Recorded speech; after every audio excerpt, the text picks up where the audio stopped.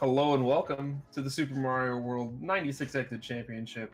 I'm your host, Aweglib. We got a race between one dodecahedron and one Xander Webb 479, also known as Dode and Xander.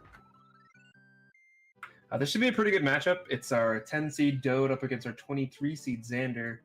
But Dode's been away from the game for a little bit, at least vanilla. He's been playing a lot of Super Mario World, but been a little bit more of the Kaizo variety.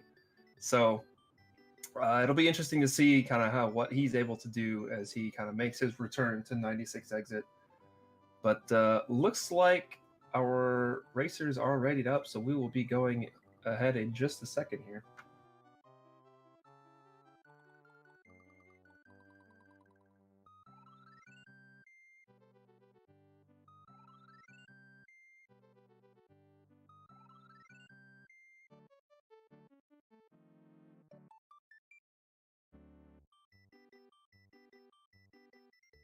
Yeah, shoutouts to the SRL names.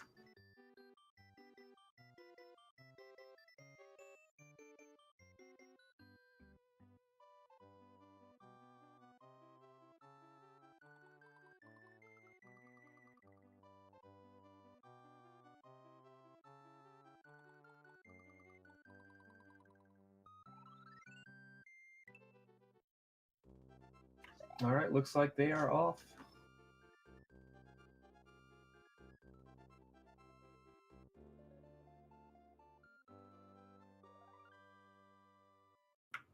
So it should be pretty straightforward.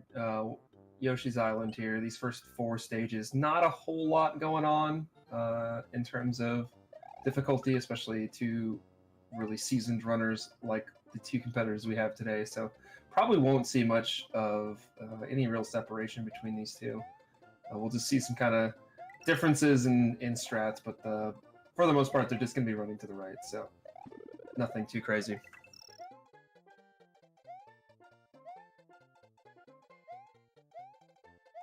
See if either runner gets a 361 here. Looks like they both get the 360.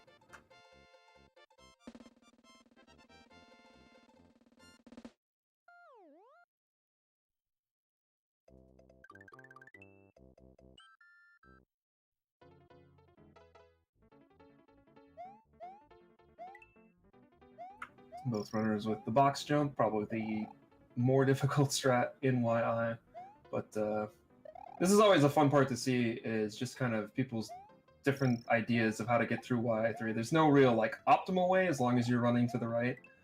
So people will jump in different spots and whatever. It's just kind of what they're comfortable with. So it's always kind of neat to watch both at the same time and just see how different people interpret the different obstacles that you have to jump through.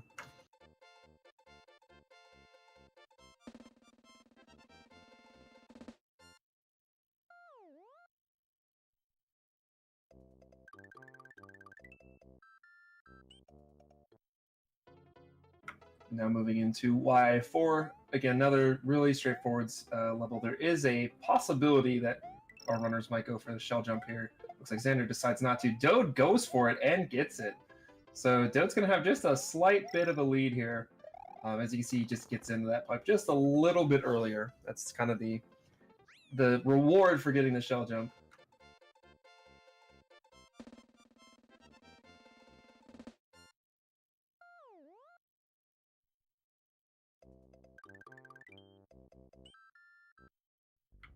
So the reason that the runners have purposefully avoided any of the midways is that makes these two jumps here at the beginning of Lemmy's a little bit easier to do as small Mario. And so basically the rest of the strat is just try to stay on those fences as little as possible. Both runners going to grab that midway and get a mushroom, and then they'll pick up a fire flower here in the auto-scroller part.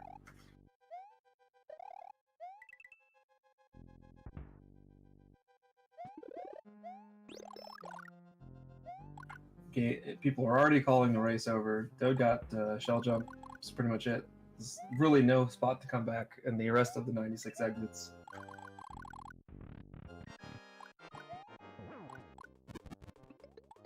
Both runners with a solid Lemmy kill there.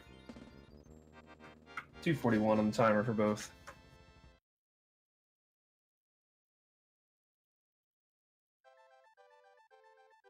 Xander calling that he's 21 seconds ahead of his PB.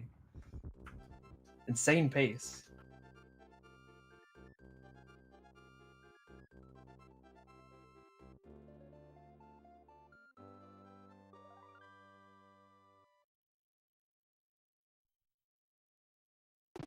But you'll see our runners are running on the Japanese version of the game. The reason for that is this little text box that's going to pop up really quick. It's actually a little bit faster to do for those boxes to show up on Japanese versus the North American version.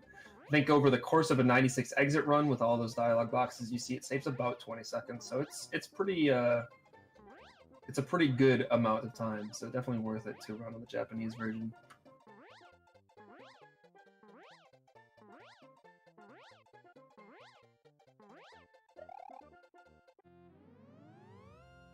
It looks like Dode got that secret exit just a hair faster than Xander did. Might have had some faster flight there. Interested to see kind of what routes our runners decide to go for. They'll have to go through Donut Plains twice, basically, and it's kind of up to them which way that they go that first time. There's some slight differences in different routes that might be a little faster, maybe a little safer in different spots. So it'll be interesting to see what our runners decide to go with here. So both of our runners picking up that shell, and as you can see, you swim much, much faster when you're hanging on to an item, actually twice as fast as without. So throughout the swimming sections of the run, if our runners have an opportunity to pick up something and swim with it, they're going to take it.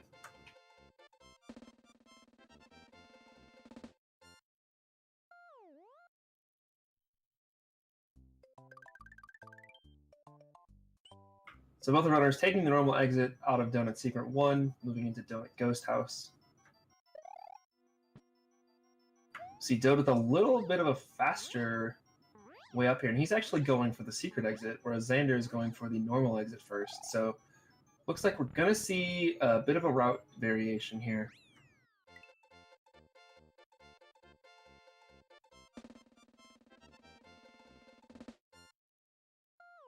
So Dode's unlocked top secret area. I believe he's probably going to go back, yeah, down into Donut Secret 1, whereas Xander's going to move on to Donut Plains 3. So Xander going for that early flight speed, doesn't quite get it, but nice little recovery there to end up getting that flight speed. Got a little hairy there with all those Koopas, but looks like he's got his flight. So Dode wrapping up the other exit here in Donut Secret 1, which is going to take him to the Donut Secret Ghost House. This route is done mainly for the boo rings that are in the Donut Secret House. Boo rings are actually global, meaning that when a boo ring moves anywhere on any level, the next time a boo ring spawns, it's going to start in the spot that it just was at. So runners will do this route in order to get consistent boo rings for this first section right here. We'll see Xander flying through Donut Plains 4. Ooh, and Dode with a little bit of a hiccup there. He's going to have to wait for this boo ring to go around again.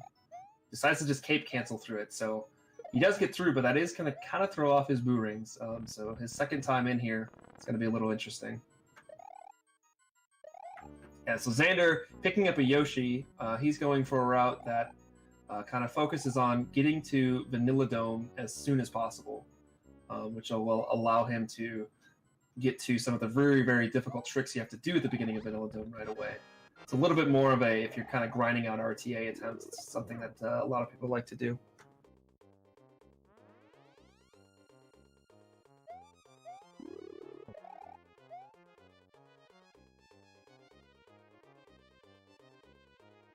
So Xander is about to enter into Morton Fly, one of the more technical early spots of the run. You want to manage your horizontal momentum so you can keep regaining your P-speed while also flying vertically. Looks like Xander's doing a pretty good job so far. He does have that spring, which he's going to use hopefully at the end of this stage.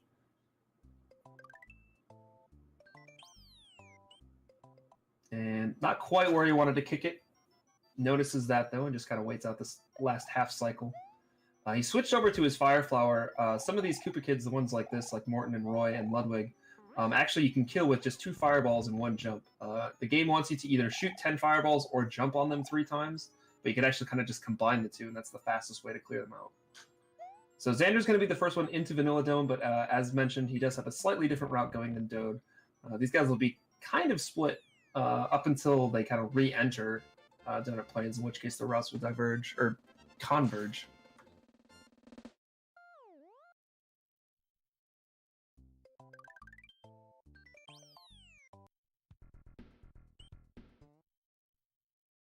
So Dode going to finish up Donut Secret 2 here, while Xander's going to move on to Vanilla Dome 1.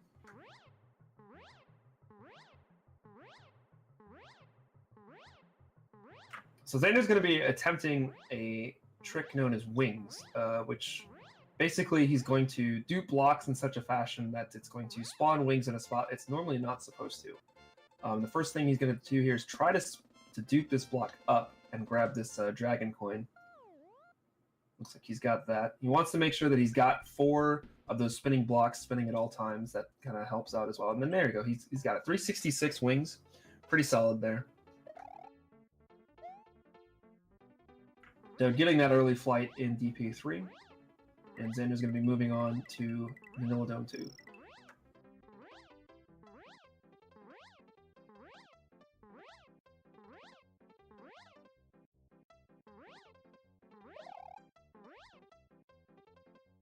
So Xander going for a Yoshi clip here. He's going to try to get Yoshi stuck in the corner and then remount him and kind of fly into the wall using it. And he gets a second try. Very nice.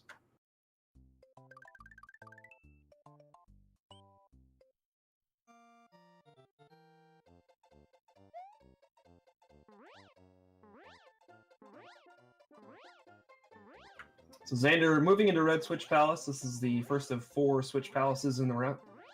And he's got an attempt to go at a Yump here, which he's got 1 frame to re-jump off of this, and does not get it, unfortunately. That's 0 for 1.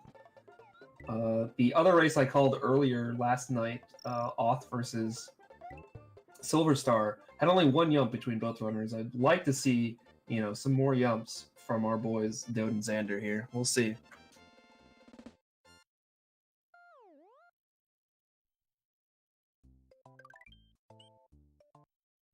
So Dode about to move into Morton's, while Xander is making his way through DP3, or DP2, excuse me, again. This time, he's going to be taking the normal exit, using those Buzzy Beetle shells to get that fast swimming speed. It's a very nice little tech there to keep that going. That actually resets the countdown on the Buzzy Beetle by dropping it and spinning it again. So some really neat little tech to keep your swimming speed going as fast as you can. And does not get Sticky Fly, but that's okay. Sticky Fly is a TAS-only trick, so Xander confirming he is actually playing. Meanwhile, Dode does get that spring, so pretty nice Morton fly for him.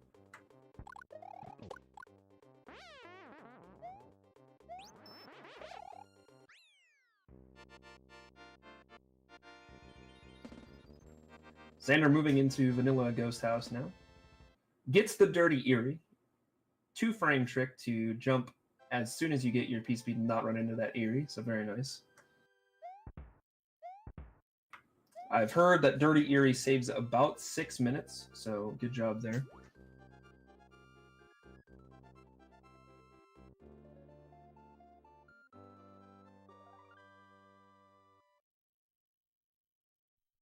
Ooh, Xander! Oh no, he flew too low there.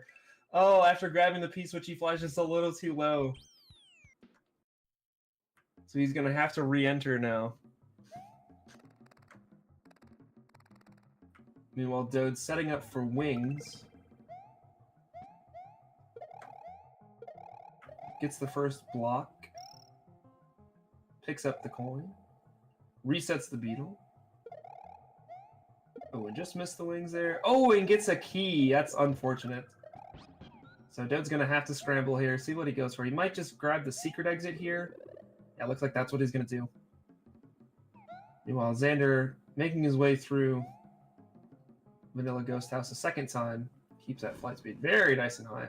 So Dode going to... Oh, but he's actually hit the switch too soon. Okay, he crouches in, gets the door, he's out. So Dode grabbing this exit now. He'll skip it later on, but he is going to go back in and retry his wings here. So both of our runners having a little bit of a hiccup, but recovering from it. See Dode's second attempt at wings here. Gets the first dupe. Oh, actually has his beetle up top there. But he does pick it up. He can still get this.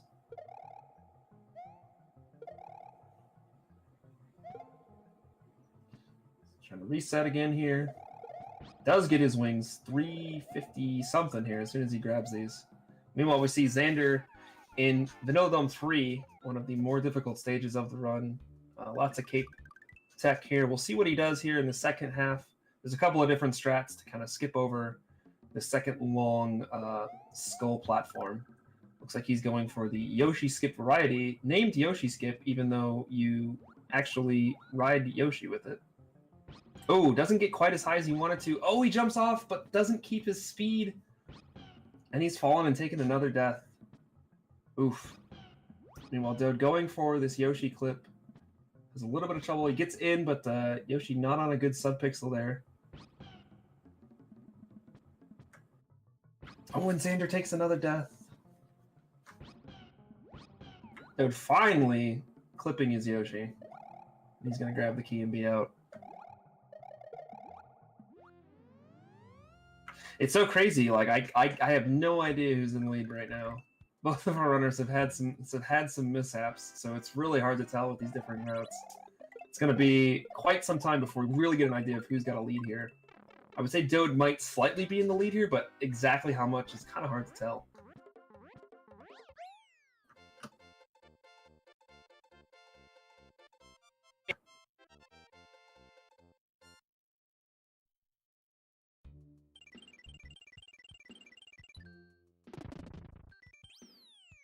So Xander's actually going to have to take this bottom route through this little section of Vanilla Dome 3.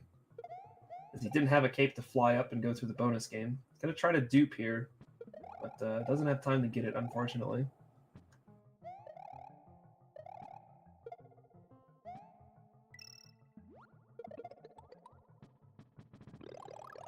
Oh, we see Dode. I didn't see exactly what happened, but he did take a hit there. Lost his cape. Luckily, there's one right there for him to grab, so pretty easy mistake to recover from. But as we see, he's got that slow swim speed now since he lost his Buzzy Beetle. Xander, meanwhile, having to take the Skull Raft across here.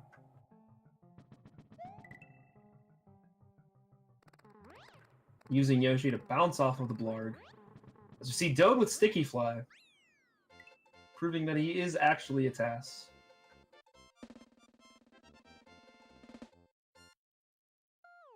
But Xander's got a cape now. He'll be able to fly up to the top and get through this last section. Ooh, gets a Yoshi fly as well. Very nice.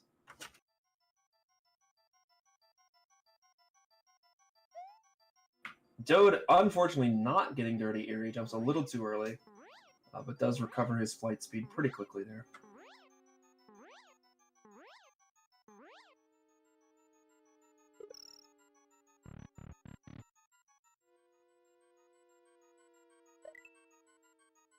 Xander making his way through Vanilla Dome 4. Oh, loses his Yoshi, but does pick it back up. Oh, and gets a bad Bullet Bill spawn. These Bullet Bills spawn randomly, and it just happened to spawn right where he was jumping and take out his Yoshi. So Xander has lost his Yoshi. He's going to want to get one back here.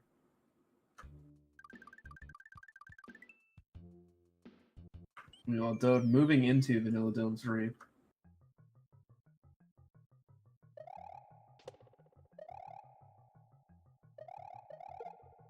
Is it not worth it for him to go for the Yoshi? Okay.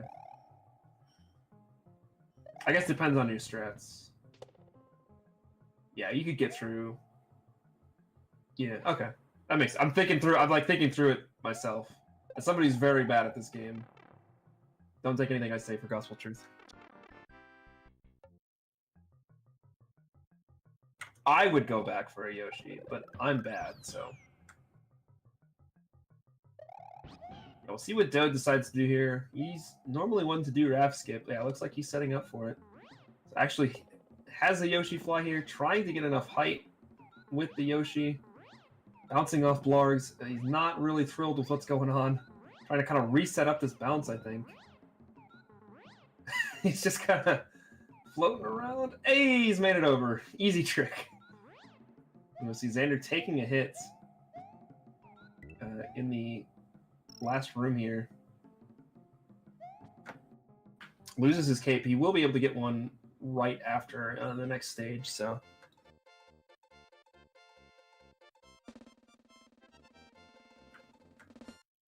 Won't have any trouble with the Lemmy fight here. Oh, does take a hit. I think maybe he was ready for a little bit of a cape float there, but didn't get it.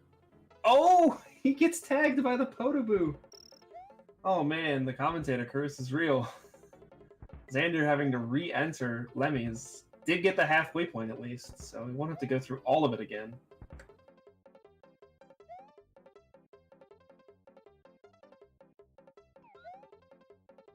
But that's going to be a very big time loss for him.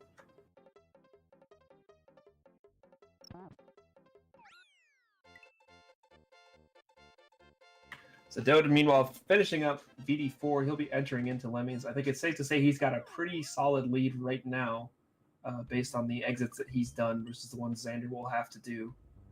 But still anybody's race. It's very early. There's a lot more to come. And there's a lot more spots where this game can just be really, really crazy. So early lead for Dode, but not anything to be comfortable with.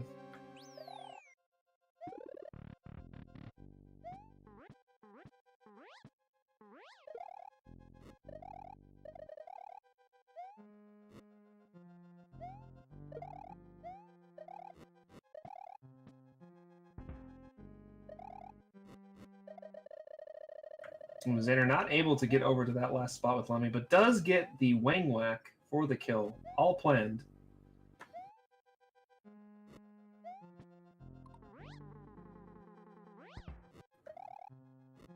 Dode swagging out in the last room of Lemmy's here.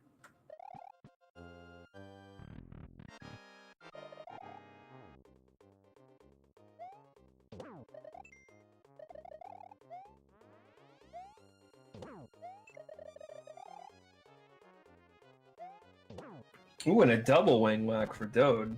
Everything seems to be going right for him. Oh, and gets the wall clip. The swag.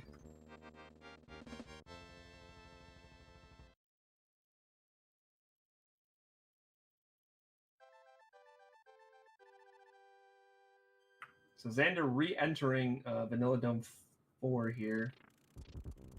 Grabs that mushroom, and then in the next stage, he'll be able to get his cape back.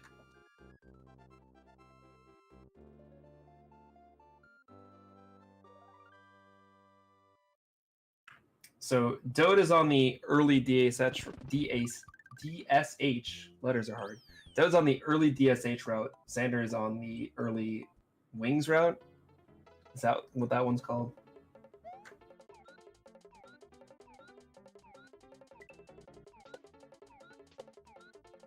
Fast wings, yeah. So Dode's going to actually take a little bit of an actual lead here. So he's able to grab those Yoshi wings and get out of the stage a little quicker than Xander. Yeah, Dode also did get an extra exit, messed up his wings first attempt, but so took the key, took the secret exit, and then went back for the normal. So kind of keep you up with that. Yeah, neither runner going for CMBK. Xander didn't have a Yoshi to begin with. Dode ditched his Yoshi at the beginning of Cheese Bridge.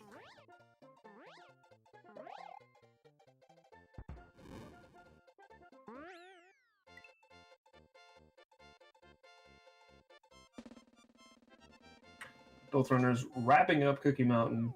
They'll be saying hi to Ludwig's Castle, but then going back into Cheese Bridge to take the secret exit, go down through Soda Lake, and enter into Star World.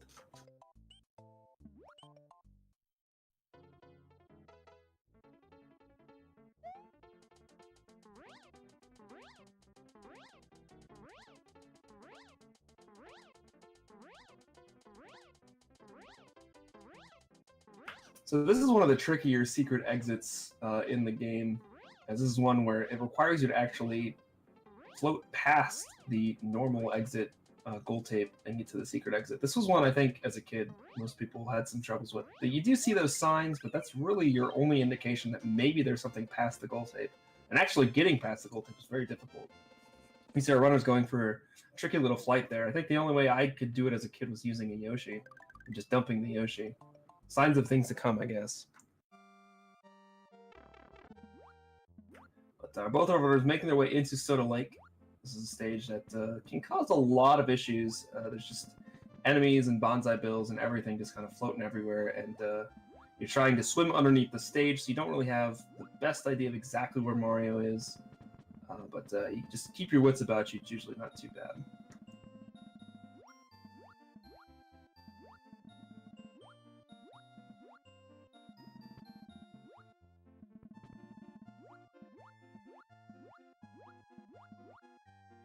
Oh, I didn't even think about that Silver Star.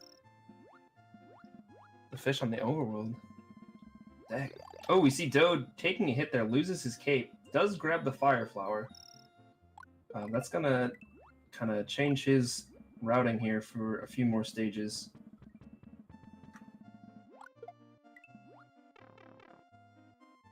But he does get out. Xander not too far behind.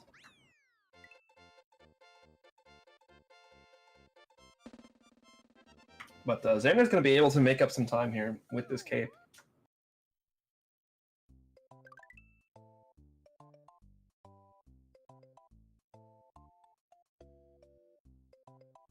The Dode's actually just going to go back and grab a cape right away here. Not a bad idea. It's kind of a, not really a really easy cape coming up, but this one not too hard to get either. Xander going through the most difficult exit of the game. Star World 3 normal.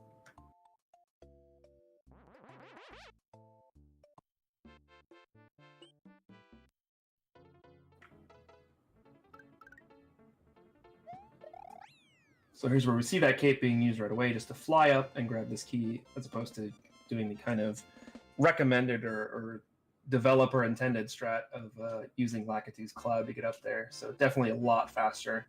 So they're deciding just to play it safe and grab a cape before heading in. See Xander with a little trouble getting his flight speed in Star World 4. Looks like he does eventually get it. Looks like he's going to set up to get it in a nice, more comfortable spot there. And now he's got it.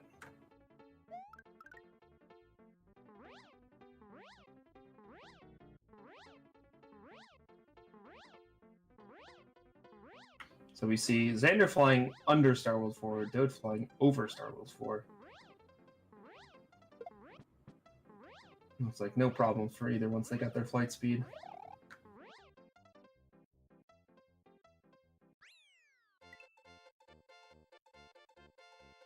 So right now, Dode is more than likely in the lead here. They've done some diverging routes in World 2 for anybody just joining. So while it looks like Xander does have a little bit of a lead, Dode has done a few more exits and a few more longer exits.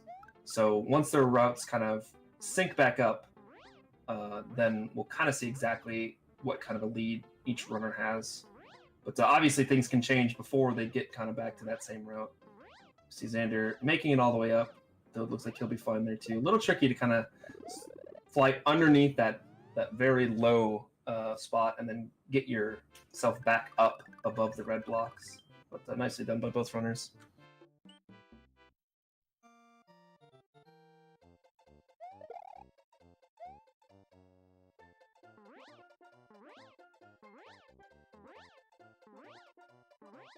So we see Xander. Oh no!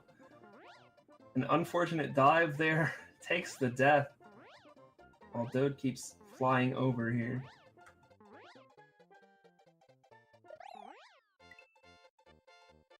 Xander taking another death. I don't know if that one was intentional or not. Yeah, looks like he's decided to head back to another exit and maybe pick up a cape here.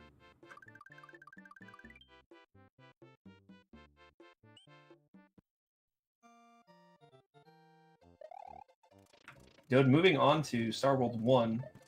This is a level kind of most famous in the speedrunning sense for the zips, as you see Dode kind of just getting forced down there by having 4 of those spinning blocks going at one time and then trying to get another one spinning. The game decides it doesn't want to do that, instead just kind of pushes Mario down. So getting good zips can lead to saving or losing a few seconds. So Dode had a little trouble on the first set of zips, but the second and third were pretty good. Were pretty solid.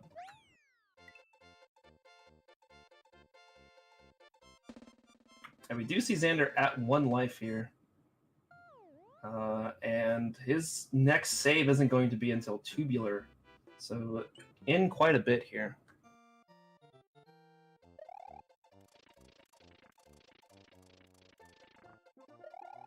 I guess he had one at the end of Lemmy's, so it'd be about 5 or 6 stages he'd have to redo should he die here. But hopefully shouldn't be a big issue for at least a few more stages.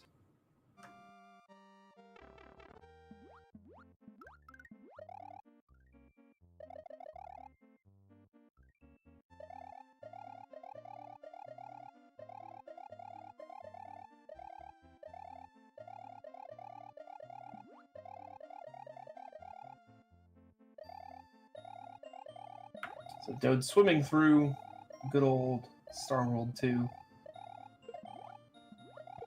Leaving the Yoshi there. He'll be fine. Don't worry about it.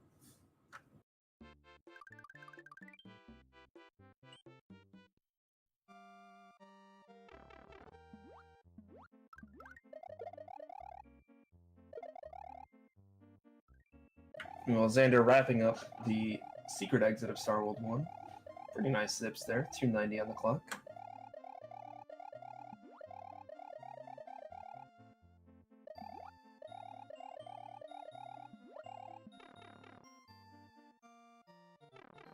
Ooh, Xander tried to spin through that fish, but unfortunately just gets cape ruled there and runs into him.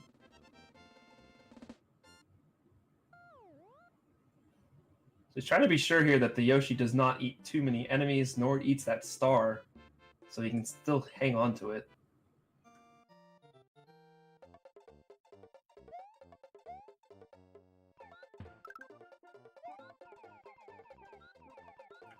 Dode fed his Yoshi at the end, and is now using that blue Yoshi with the shell to fly up to the key exit of Star World 5, and he'll be moving on to Special.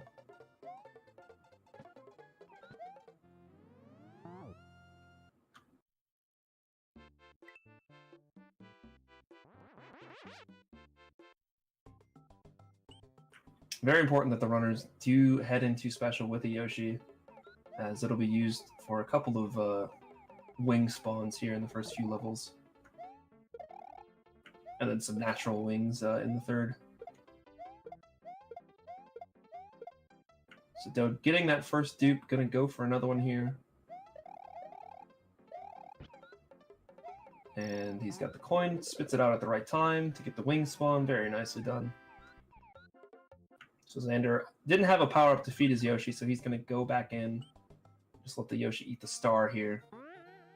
And then he'll be on his way to Star World 5. So another fancy wing spawn here, getting that P-switch jammed in between the pipe and the question mark block. Now he's just got to scroll the screen to kind of shift that P-switch over. And it looks like he's having a little bit of trouble with it. It's going the wrong way here. He wants it to move over to the right. It keeps going left. Now it looks like he's got to go the right way here. One more. There, he gets the spawn.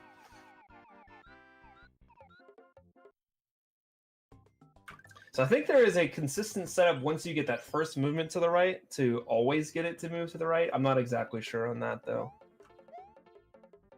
But yeah, Dode, no stranger to P-switch manipulations. Oh, we see Dode not quite landing on the spot he wanted to keep this flight. He's going to have to do a little bit of fancy maneuvering here, but he should be able to get out of here while keeping his Yoshi. That one tile fly can be a little tricky sometimes. It looks like Dode's going to be okay. So Xander's setting up for dupes as well here. We'll see how they go for him. Gets the first one.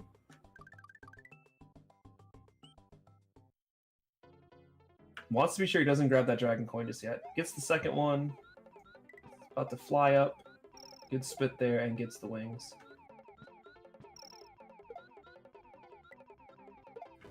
So it looks like Dode going to be going for Awesome Flower, which I do have to remind everybody is actually free.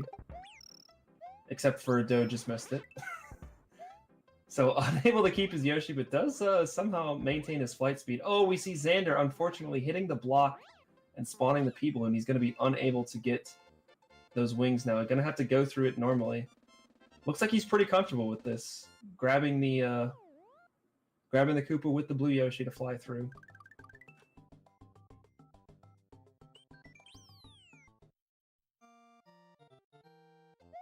I only say it's free because I can do it. So, I mean, like, if I can do it, it's gotta be free, right? So Dode grabbing a Yoshi. I don't know if he knows Groovy Boss Kill or not. Looks like he's going for it, though. Gets the double tongue. But I don't think he got it quite right. I'm not sure. I never know. I always think it's wrong, and then all of a sudden they spit out the boss and everything's good.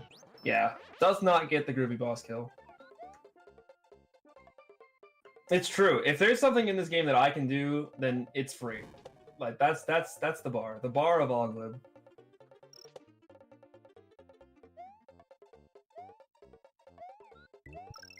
Never tongue the blue guy. Okay, I see. You gotta tongue the blue guy. I'll remember that for next time. So Xander looks like he's also setting up for Awesome Flower. See how free that is? That's a free trick right there. Free trick.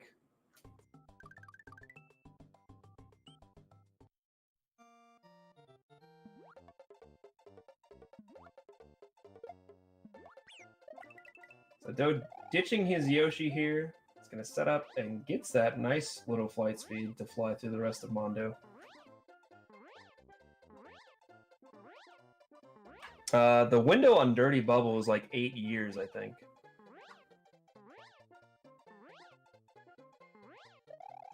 Dode not quite getting in the pipe, but does make sure to be careful and get in there. We see Xander setting up for, but loses his Fire Flower. Goes back for the cape, which is smart. Yoshi will still be around.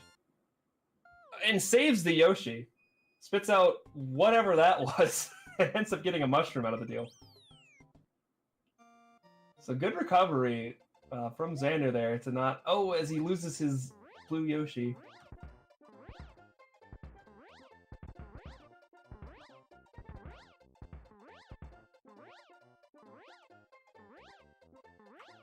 And takes the death. He's gonna go back in, I think. He spat out the roulette item? That's amazing. I guess, yeah, there was nothing in the block there, so that's what he ended up with in his mouth. That's crazy.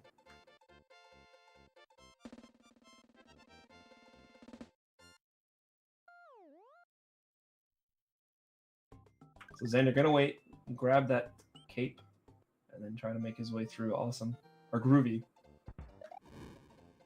I should write down what these are. Oh, loses his Yoshi, but saves him at the last second. Meanwhile, Dode, having a little trouble here in the last stage, loses his cape. Normally this stage is not too hard to fly over, but didn't see exactly what happened with Dode at the beginning there. Had a little trouble. But Xander making his way out of Groovy.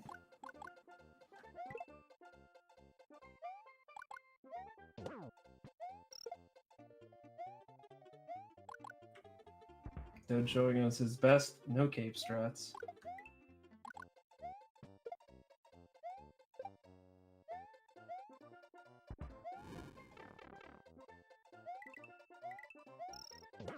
Loses his Fire Flower, unfortunately. Gonna try and dupe the blocks there. Unfortunately, does not get it. Only gets a mushroom out of the deal. As Xander makes his way through Mondo. Dode confirmed a super player.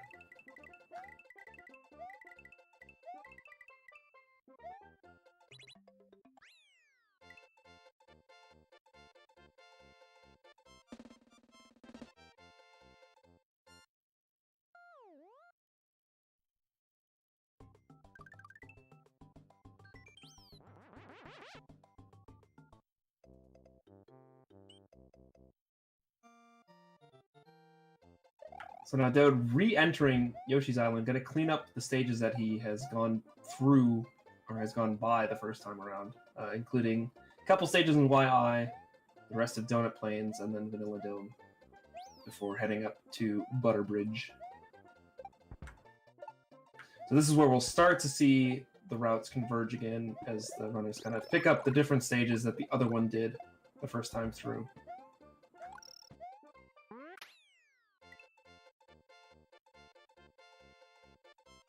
Yeah, not too often you see the actual, like, lower part of Yoshi's Island 1. I think, like, 1 Yump, probably the only other category. I guess a little bit in 11 Exit if you're doing Orb.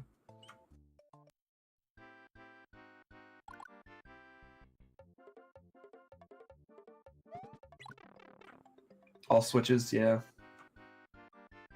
So Dode going for the yellow switch. He might be going for a double Yump here. Doesn't get the first one. Doesn't even get the second one either. Unreal. Xander confirming he is indeed super player. But you gotta don't trying to swag out over here. Doesn't even get either Yump. Pretty unreal. You hate to see something like that happen.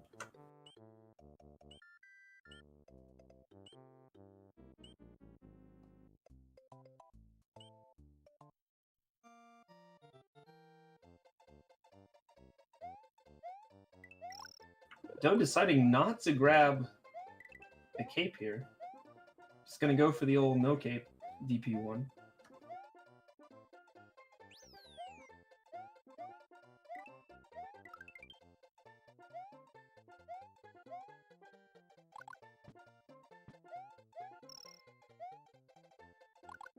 We will see Xander making up a little bit of time here by being able to fly through Yoshi's Island 1. Gets 15 bonus stars. A reminder that bonus stars actually take off minutes from your run.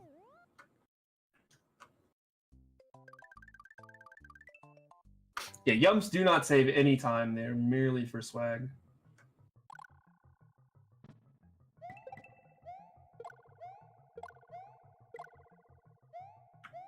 So Dode in the auto-scroller of DP2.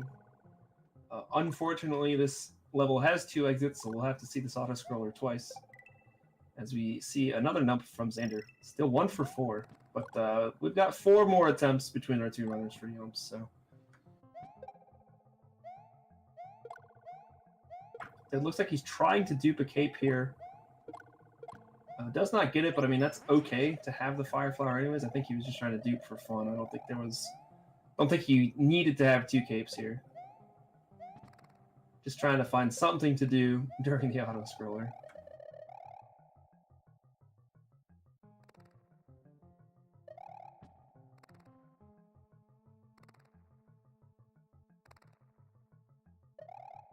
So Dode able to fly up into that pipe with pipe speed and jump out and actually have flight right away.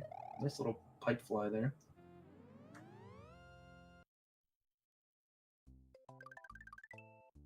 And now Dode entering into Green Switch Palace.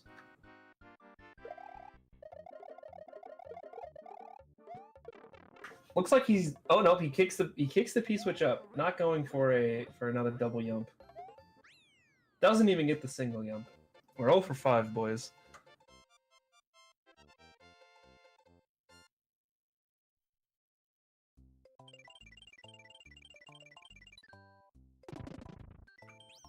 But now we see Xander, his first trip into DP2, Dode with his second. But we will have to see Xander clean up quite a few more stages than Dode will here coming up. As Dode goes for the Buzzy Cradle and gets it.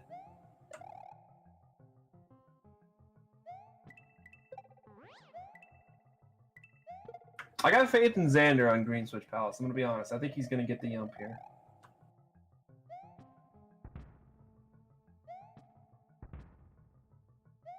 I think Xander's going to get Green Switch Yump. I'm ready for it. Dode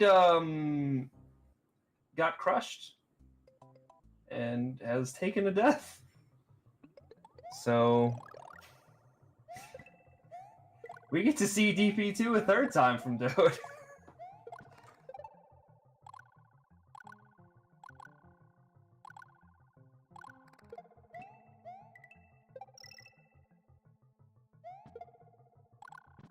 Sometimes you swag out a little too much, and you take your death in an auto-scroller. Dode knows all about dying in auto-scrollers, but we'll talk about that later.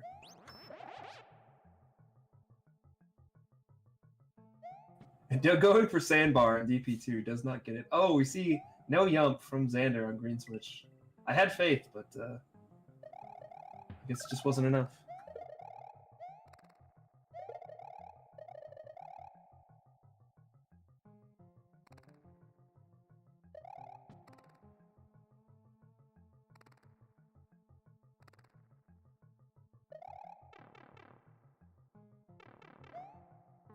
So a Yump is you have one frame after landing on top of a P-switch, or the switches that you like, the big colored switches. You have one frame to jump again. It saves no time. It's just really, really swaggy. It looks cool. So we call it Yumps. And they're very important, and if you don't get them, you get shamed by the community.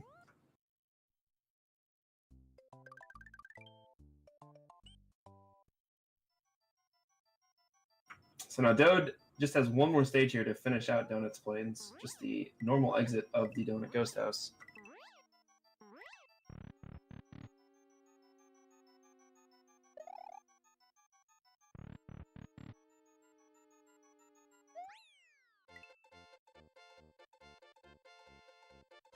And he's actually got what would be his next normal exit out of the way as well, in the secret exit of Vanilla Dome. So he's going to be moving straight to Vanilla Secret 1 here.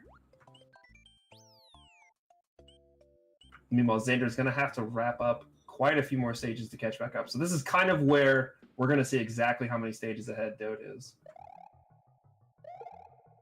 So he entered Vanilla Secret 1 about 45:10 on the timer. We'll see how far Xander is behind here by when he enters Vanilla Secret 1 as well. Dode having a little trouble keeping his flight speed there. Does get it back and gets into the secret exit pipe.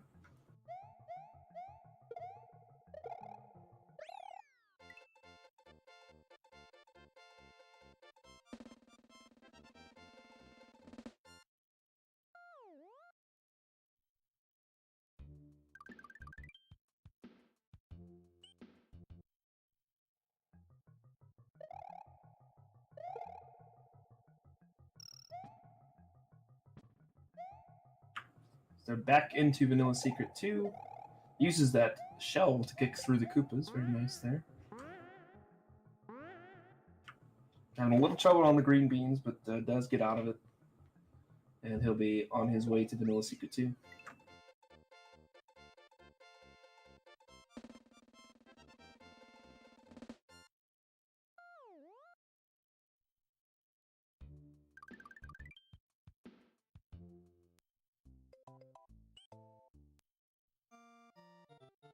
So Xander making his second exit through Donut Secret 1 here. As Dode has a little section here that is really, really exciting. You get 3 flyover levels, a water fortress, and an auto-scroller. This is kind of the kind of take a breather section of the 96 exit route.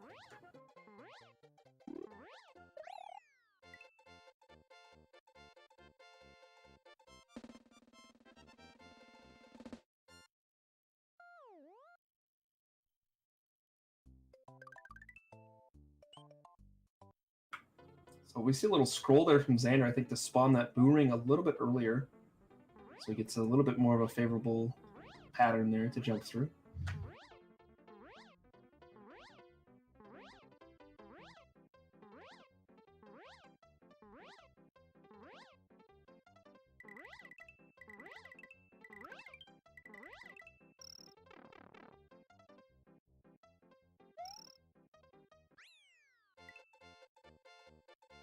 Xander wrapping up the big boo fight, kicking some blocks around for good measure.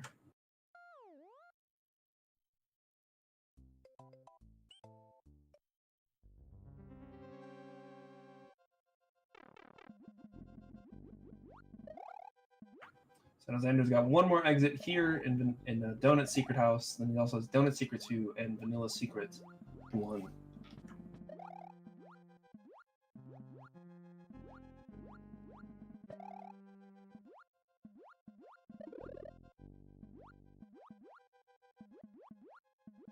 So Xander not quite getting the boo ring he wanted there. Decides to not try and squeeze through. Gonna take the safer route to get to the P-switch.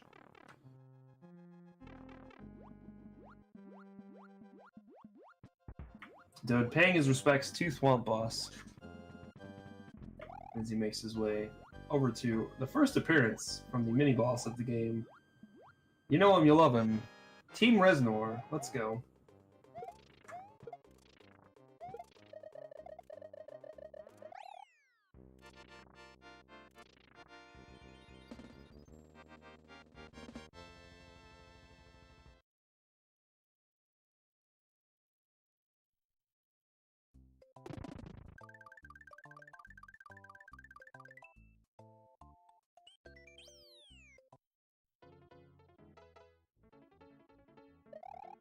So now Dode entering into Butterbridge 1, the almost last auto-scrolling section of the run. This is a level where, you know, it seems like, oh, it's an auto-scroller, don't worry about it, nothing could go wrong. But we've seen throughout the mini tournaments of SMW just how many lives this stage can claim.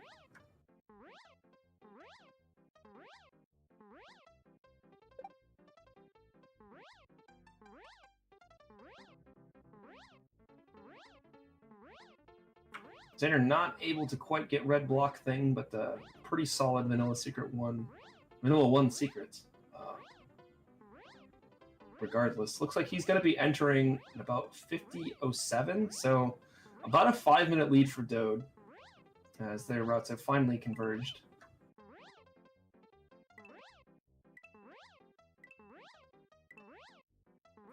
So you'll see here where Dode died twice in the 960. Or not in the 960, in the 2016, excuse me.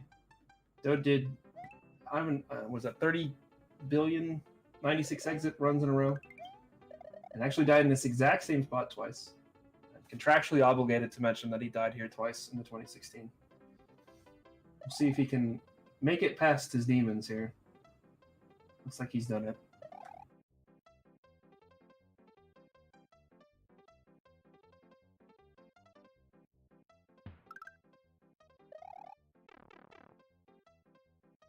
Xander taking a hit there, loses his cape, but there is another one just to his right here.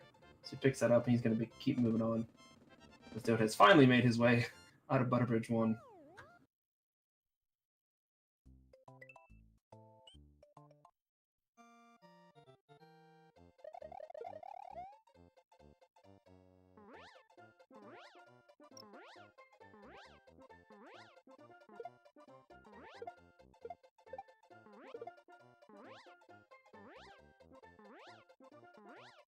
So Xander moving on, he's going to start his little fun times with flying over stages section.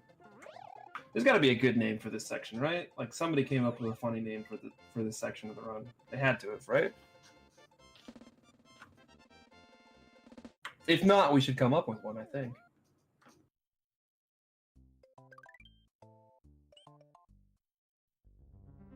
Manila Tableland. Resident, I mean, that might be a good call for it, just calling it Resident Sleeper. Literally nothing happens zone. So you dealt with a pretty good Ludwig Room 1. Ludwig Room 2 can be a bit tricky, but looks like Dode has got that switch and is flying nicely. He does land, but he should be able to make it to the door without any trouble here. Drops his Fire Flower to make this climb, as Ludwig is another one of those Koopa kids that you can kill with just 2 fireballs in a single jump. So looking like some pretty nice fence climbing there from Dode. Oh, just kind of misses the jump on Ludwig, just bounces off of him, but does get the kill.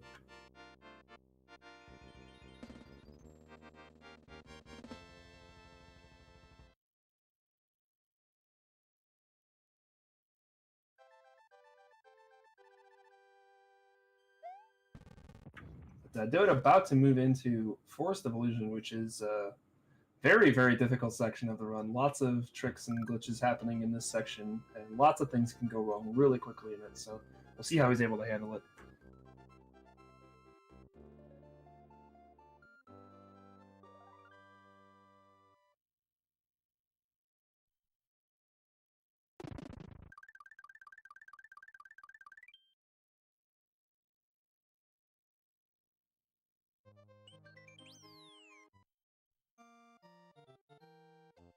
See if Xander has to pay his respects to the Flump boss. He does indeed. Dode gonna grab a Yoshi here. He'll definitely be using it in FOI 2. We'll see here if he's going for FOI 1 wings. I'm not sure if it's something he's familiar with or not. Oh, Xander with a very, very tricky fireball from Reznor. Oh, and just misses that jump and actually takes the death. Dode is going for FOI 1 wings here. We'll see if he can get him. And he does. Very nice. I'm not sure how much the second try still saves. I know first try doesn't save a whole lot, but second try still might save a little time there. Getting a second shot at Flump Boss, that's what Xander wanted the whole time. So Dode gonna go for another Yoshi clip here. Unable to get it. He's gonna have to swim back down here. And does get in second try there.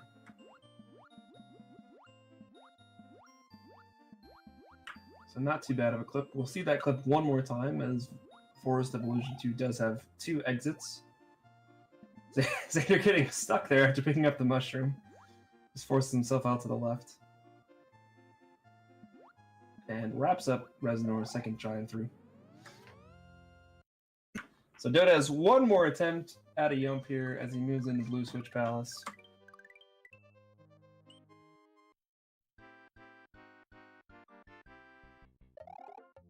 It looks like he's setting up a double P-Switch grab here. What has he got in store?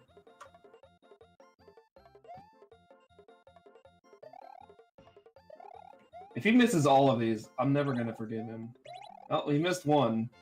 He got technically one. I don't know. He got a wall jump in there. Like, you know, I give it like a 6.5 out of 10. Like, I like the idea. I like the effort. But execution pretty sloppy. Yeah, didn't even get the jump off of the color switch itself. Like, that would have been nice.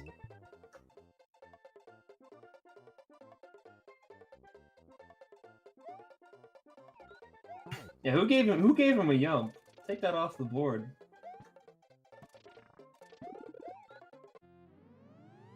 So grabbing another Yoshi and taking the secret exit out of FOI 1. See, Xander jumping around with a... Oh man, that was actually really scary. Had he run that Koopa shell into one of the Koopas he bounced off of, he would have died, and he actually just barely landed on that platform as well.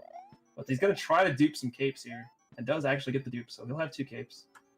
It all worked out in the end.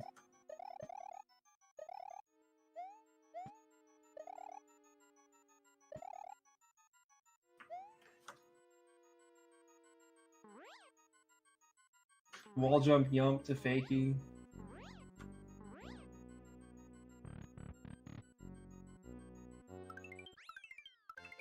Throw a double kickflip in there, maybe.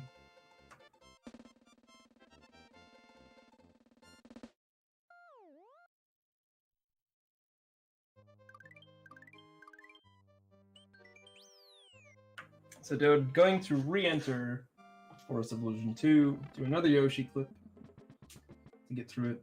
Very much faster to do the Yoshi clip versus actually swimming to the stage. This is a stage where you go up and down and all around to get through it, so these clips save a lot of time. Even if you mess them up a couple times, it's still worth it to go for them.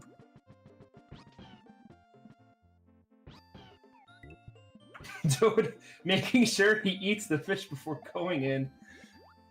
Does get that third try clip.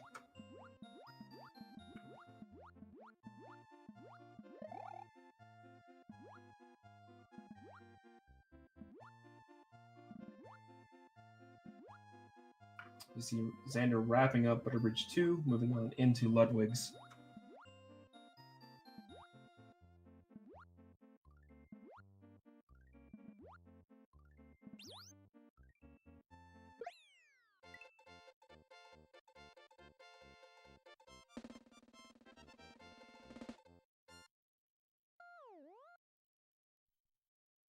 Looks like Xander with a nice Ludwig 2 fly. That is a very, very difficult strat to maintain your flight speed going through there. Dode going for a ducky bubble. Mad swag.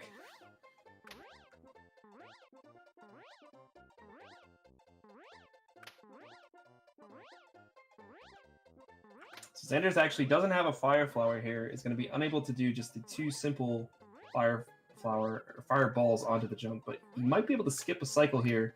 Yeah, he landed on Ludwig early enough so that he didn't go into that second spinning cycle. So not the overall fastest kill, but still a pretty quick one there from Xander.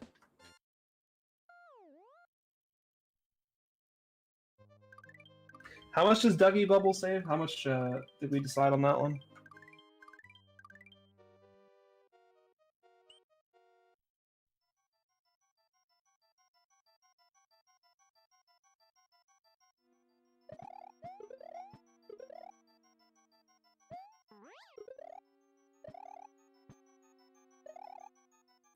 With some nice cape cancels through Forest Ghost House second time through. 2 hours? Is it 2 hours? It could be 2 hours.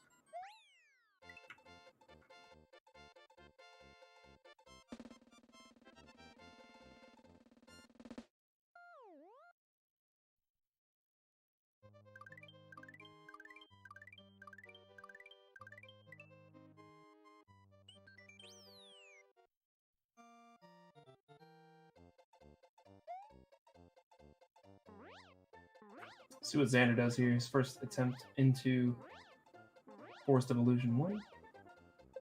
Looks like he could be setting up 4 wings here. Yep, spits out the shell. We'll see if he's able to get it. Oh, kicks the shell out.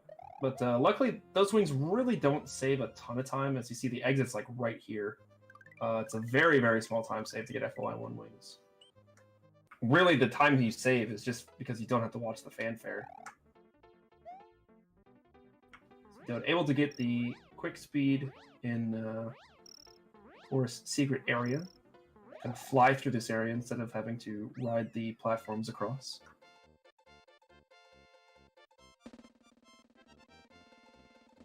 And we'll see how Xander handles his Yoshi clips here.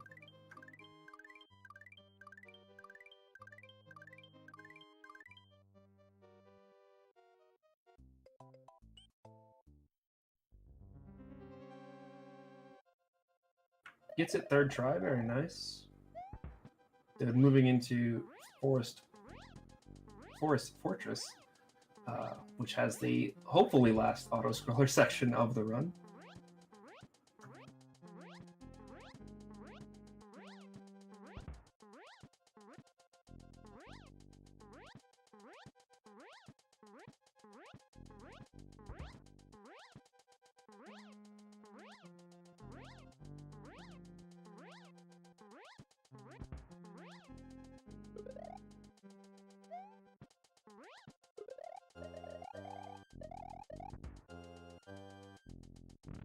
So we got one last chance for a yump here from Xander. We'll see if he's able to pull it off. Oh, and unfortunately, no yumps for Xander. Maybe it's me. Maybe I'm bad luck for yumps, man. Only one yump in both of the races I've called. But we see really dangerous Reznor pattern there for Dode. Wow, just fireballs everywhere. I think it's mostly random as to when Reznor will actually shoot fireballs, so it's kind of just hoping and waiting he doesn't do it. But Dode does get the kill.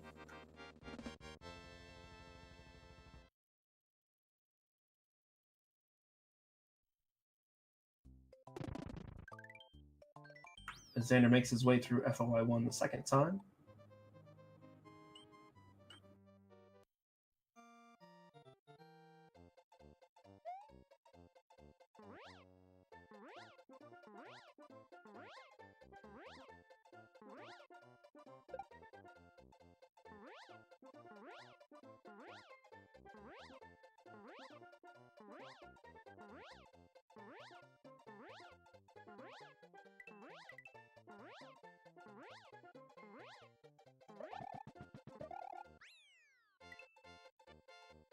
Xander's making his way through Forest Ghost House as Dode wraps up FOI 4 normal exit.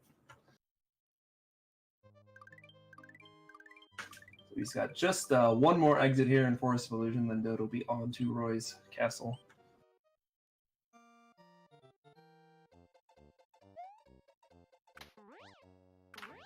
That one does not count. I saw the turnaround. Don't count it.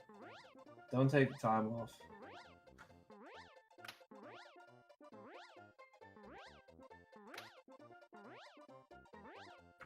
And Xander gets first try Yoshi clip. Second attempt into FOI2. Very nice.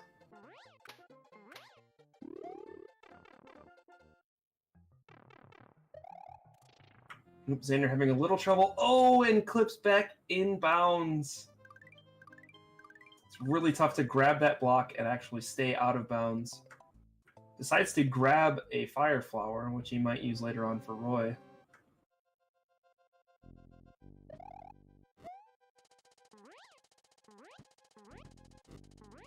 It looks like Dode with a very nice Roy fly there. Lands a little early, but he can get his speed back here and keep the flight going. So this skips this entire little snake section. And gets caught up on the green block a little bit, but is able to make it through, and he'll be on to the Roy fight.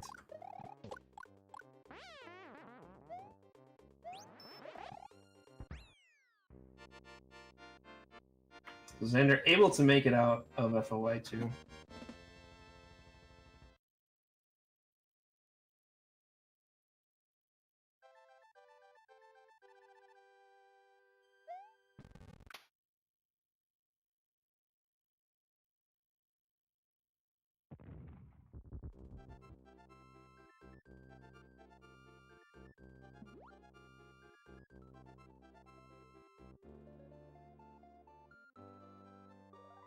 So Xander just doing some no cape strats here in FOI3. Very nice. Switches to the cape while he's up in the air. I like that strat. That was really good. It's a really good backup to get back to his cape.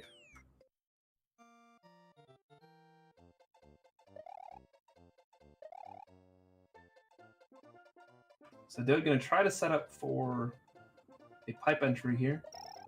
Loses a little bit of time actually watching the pipe entry, but then as you see, as he comes out of this pipe, he's going much faster than any of the faster flight speed you can get. So overall, that does save just a slight bit of time.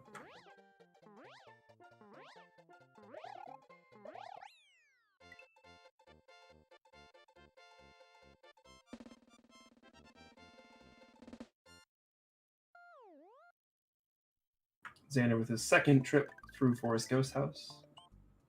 Lots of really fun cape cancels in this. I think this is one of the more fun stages to play. It's just a lot of cape canceling and fancy little maneuvering with the cape, but it's pretty straightforward level.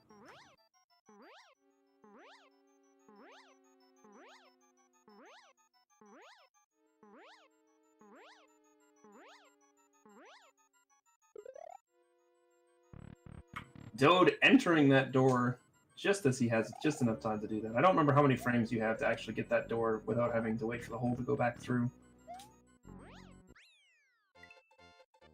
But a very, very nice chocolate ghost house for Dode.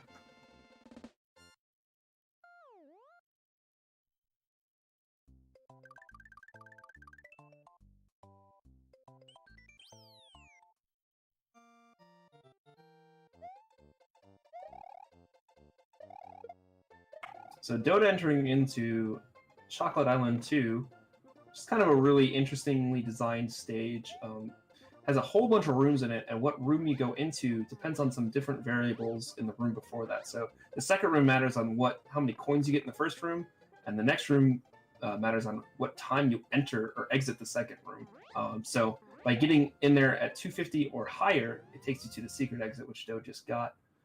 He'll then go do Chocolate Secret, and then come back and do the second exit of Chocolate Island 2.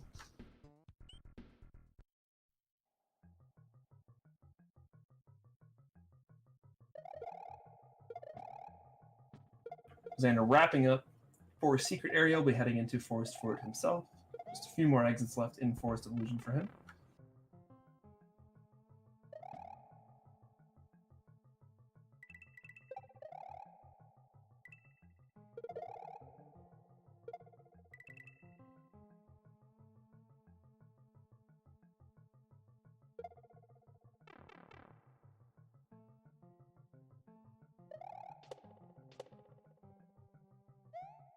They're able to get the nice setup for takeoff speed there.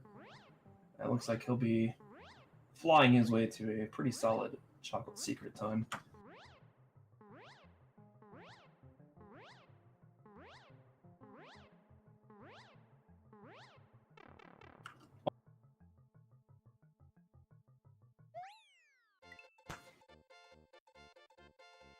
See how Xander handles room 2 of Forest 4. This is a room that has a lot going on in it. There's a few different routes I've seen different people take, but it looks like Xander is going to get through it very cleanly.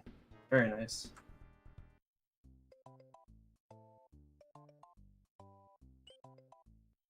And interesting little bump on that last Reznor, but it does work out for him.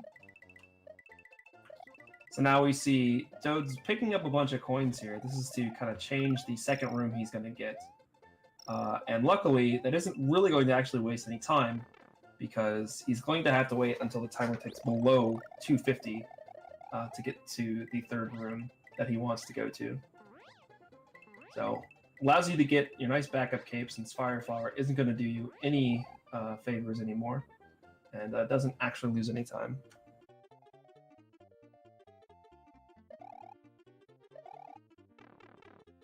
So Dode's setting up to try and get a pipe fly coming out of there. Does get it, and gets the bounce, so very nice there. Xander wrapping up FOI for normal exit. Dode doing something with this piece, which brings it across the goal after stepping on it. Very nice. Yeah, purposely losing time to try and swag out.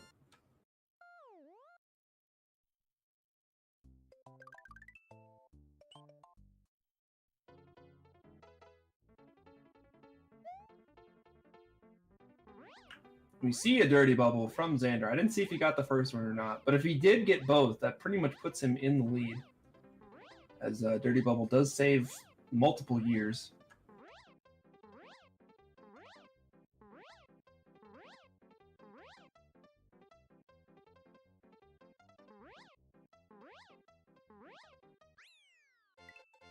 So making his way through the normal exit of Chocolate Island 3, which just kind of loops you all the way back around to Chocolate Island 3. And then we'll have another one of those secret exits that you have to fly past the first gold tape in order to get to the second one. We'll see how Roy Fly goes for Xander here.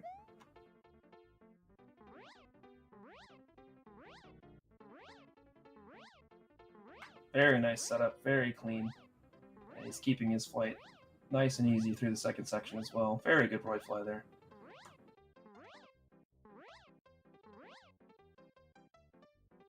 Gets caught on the corner, but is able to react to that. Drops his Fire Flower, so he'll have this nice fire kill on Roy.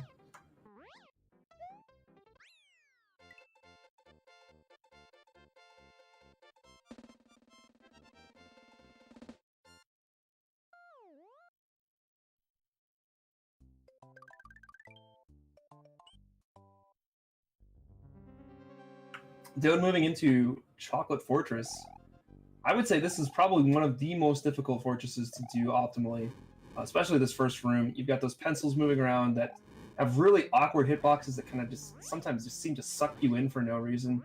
But it looks like Dode handles the first room pretty well there.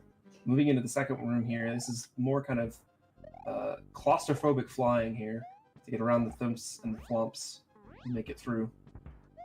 But Dode lands there, but looks like he's got a pretty good idea of how to make this back into flight speed, so nice job there.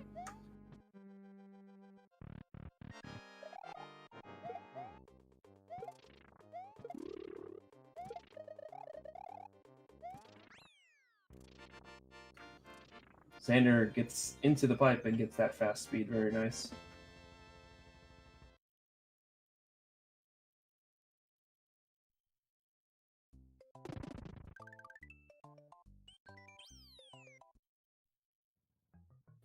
Dode moving into Chocolate Island 4. This is a pretty fun stage to do. Has a lot of spin flies in it, which make it a pretty interesting stage. As you kind of fly through it, but at the same time, it's not a flyover stage at all. So looks like that unfortunately did lose his flight speed there towards the very end, but overall pretty solid. Gets 15 bonus stars. We saw Xander had 11. He must have gotten 4 more somewhere else along the line. I missed that. So our runners are tied in bonus stars. Very important to notice that.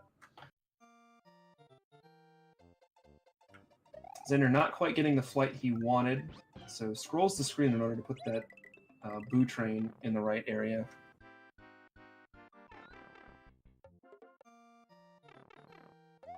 Making his way through Chocolate Island 5, picks up a Yoshi in the first room, uses that bonus to kind of move through the stage a little quicker, and gets the Yoshi flight there at the end.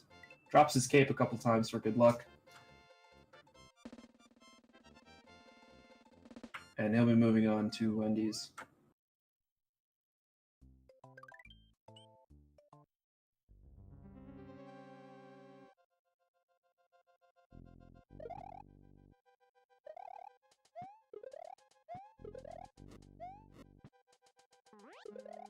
This is very nice flying there from Dode. Gets past that first crusher, which allows him to do this part in just one cycle.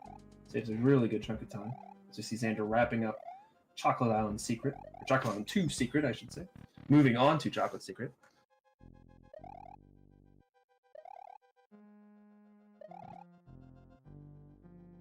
Oh, we see Dode doesn't quite land on the platform and takes a death in Wendy Room 2. Oof. He does have 1 cape here, and there is a cape at the very end of this room. So he can be back up to 2 capes, or he might just get the cape at the beginning of the Sunken Ghost Ship. Oh, well, loses his speed there again, so he's just going to have to kind of normal jump his way through here. Looks like he's got it under control.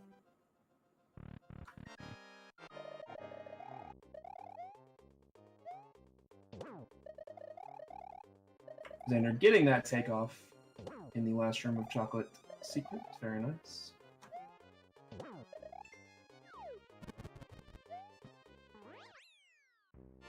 Oh, and Dode gets another wall clip. Very nice. I mean, he's not going to. He's got more wall clips than he's gotten yumps. Just think about that.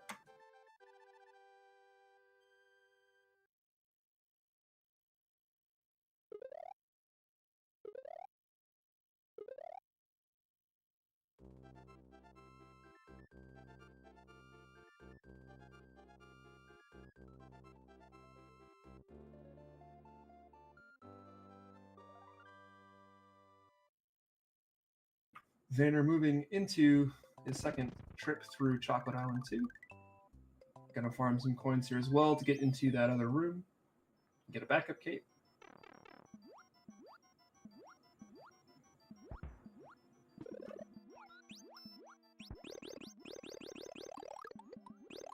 Dude drops his cape for swag one too many times. Actually go back and pick it up there. But he's going to be taking some precise damages here with Yoshi. Oh, Xander enters just like a frame too soon. Oh no. The timer was just about to click to 249 and he enters the pipe, so he's going to have to go back in.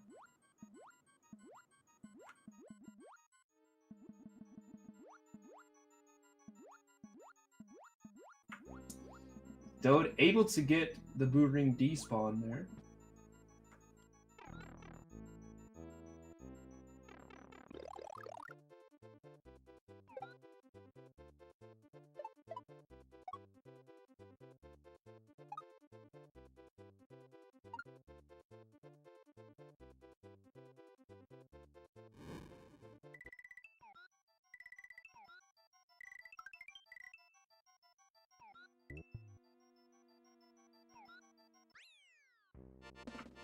Orb.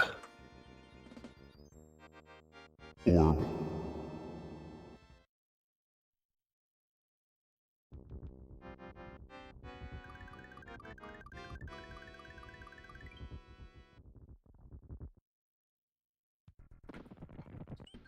Moving into the Valley of Bowser proper, as we see Xander making his first method into Chocolate Island 3.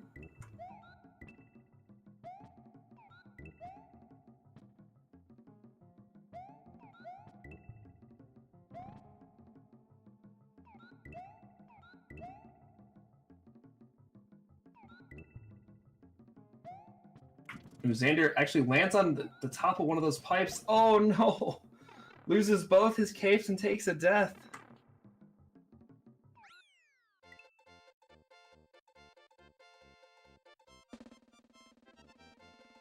There are some capes in this stage, but it's going to take Xander a little bit of time to get to one of them.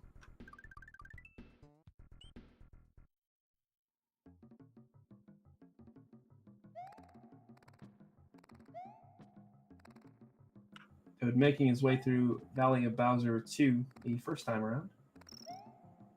So Xander's going to try to dupe this block in order to make it a mushroom and then dupe it again to get some capes. But he hits the block again the second time a little too early there, so it just gets 2 mushrooms, unfortunately. As Dode picks up the normal wings for Valley of Bowser. Oh, and another death from Xander.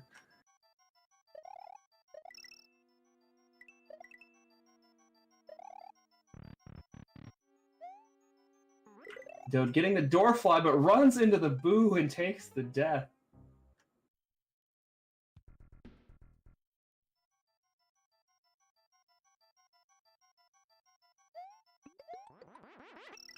Xander picking up a cape. He's had enough. He's just going to start flying through the stage.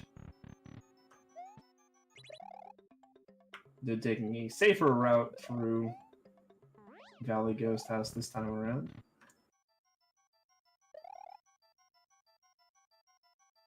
Dode with a very nice slide there. I'm not going to say what the trick name is. That's a stolen trick name.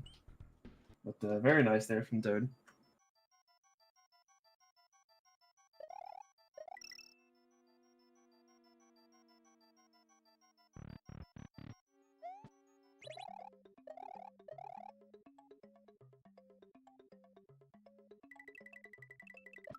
Dode entering into the third door to get the other exit of Valley Ghost House.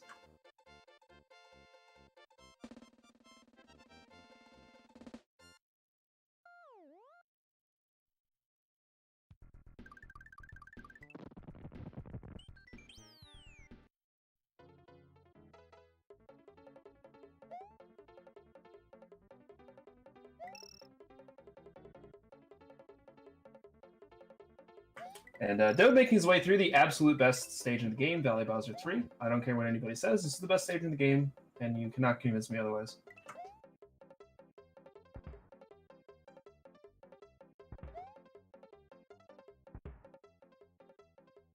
It's such a good stage. It's a fun mechanic, the background's great. It's the best stage.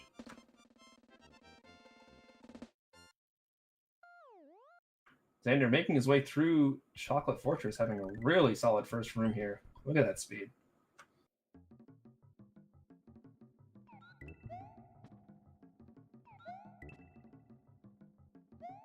And a very solid second room as well. So Dode entering into Valley of Bowser 4. Very important he keeps this Yoshi here. This is actually required that you have a Yoshi in order to grab the key at the very end of the stage in order to get the secret exit. So very important Dode hangs on to his Yoshi here, at least. Looks like he's going to do so, though.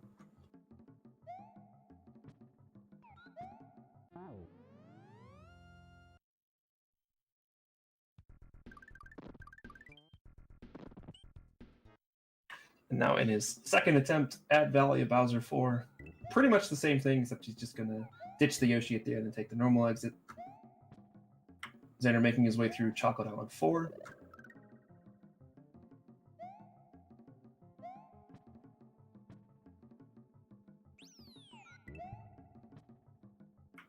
And keeps his flight speed. Very nice there.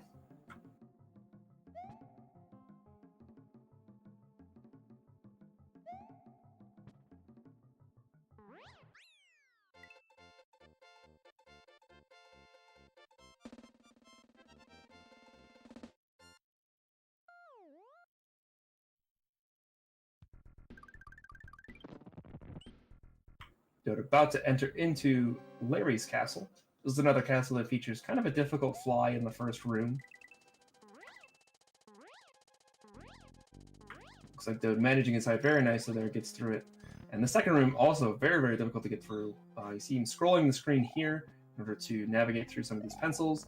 He's going to be hopefully using his cape to get through these spinning block sections while he's dealing with all the Magic Koopa spawns as well. Doing a couple extra scrolls here and there just to kind of line everything up just how he wants it. Very nicely done. Grabs an extra cape just for safety. And wraps up the Larry fight very nicely. Xander also pulling off that Crusher Skip. Man, everybody makes Crusher Skip look so easy. It's a very, very difficult trick. Very, very precise to do it. Everybody's just executing really, really nicely.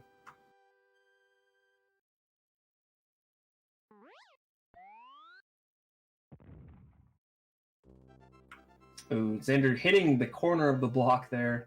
Loses his flight speed, but looks like he's very comfortable in floating through the rest of this. And he'll be on to the Wendy fight. Okay, maybe it's easier for you, Silver Star. Alright, maybe it's not easy for all of us. Like basically me, that's what I'm saying.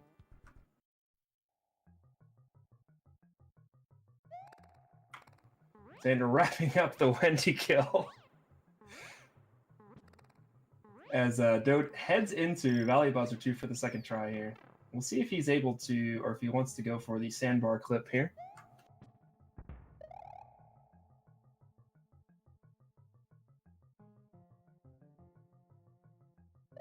Looks like he's setting up for it. And gets in. Very nice.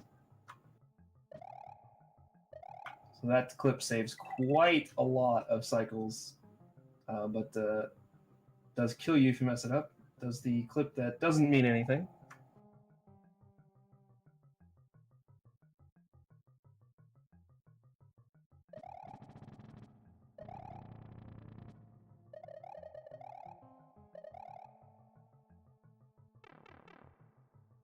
Saves 9 years. So many years. Like, eventually they're going to go back in time before this game was even created and finish their runs. It's crazy. That's just the level of skill we see in this tournament now.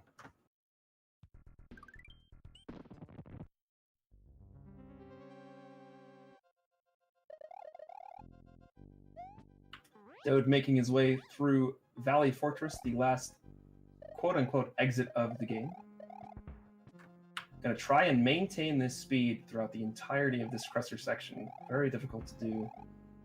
You're really going back and forth, trying to regain your takeoff speed every time.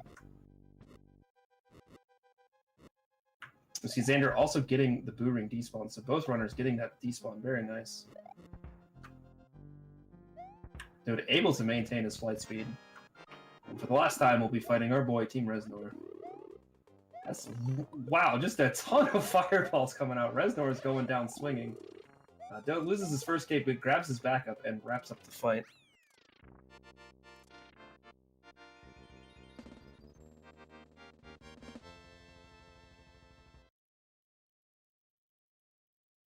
Orb! Orb.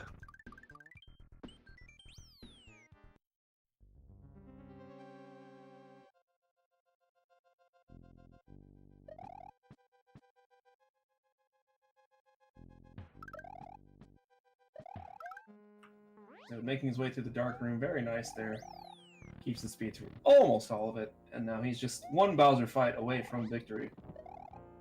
Looks like he can just maybe sub 130 this, I think, if I can do math, and also know how long the Bowser fight lasts. Neither of which might be possible.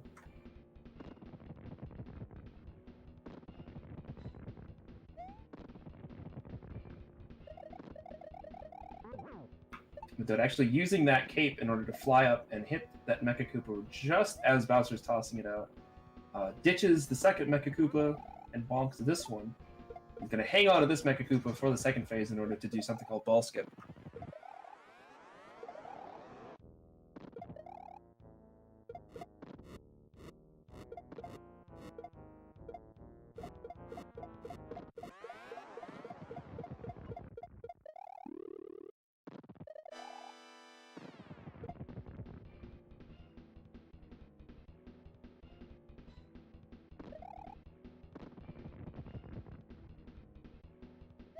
So Dode's setting up Bowser's position here, so he can fly up with this Mecha Koopa and drop it just as Bowser's about to go into the animation for dropping the second ball, which just completely skips it.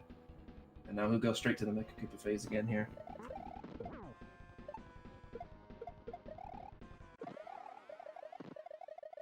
Looks like Xander, yeah, Xander bonked the wall there, decides not to try for that door fly. Just takes the normal route to the door.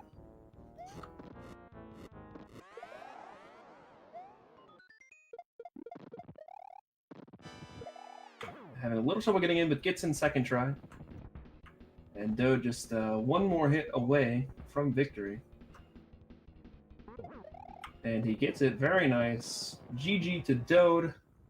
129.24 on the timer. Racebot also with a 129.24.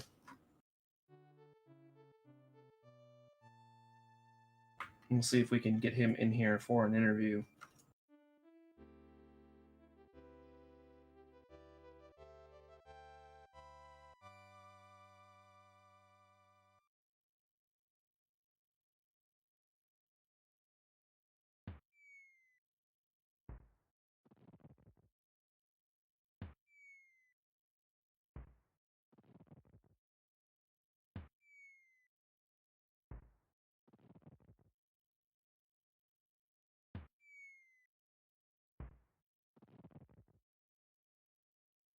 Xander having to ditch his Yoshi here in the best stage of the game, Valley Bowser 3.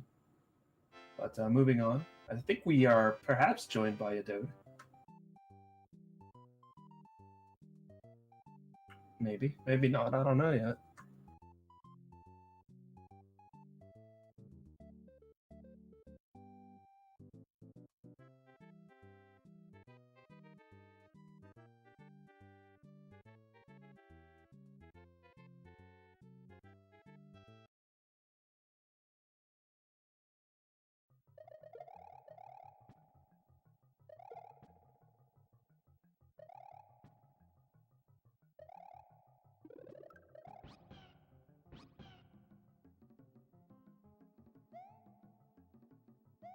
But Xander making his way through Valley Bowser 4. They do give you a Yoshi in this stage, so it's not super cruel to get the secret exit if you don't have one.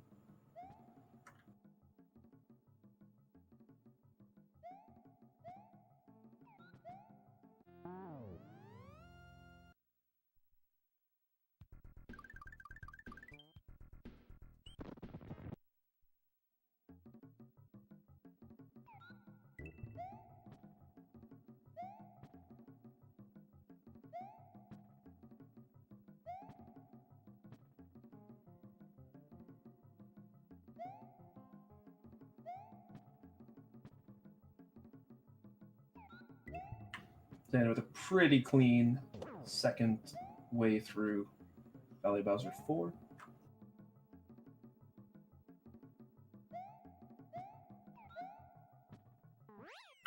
Actually saves the Yoshi. That Yoshi did not fall into lava and die. We saw for sure that that one's okay.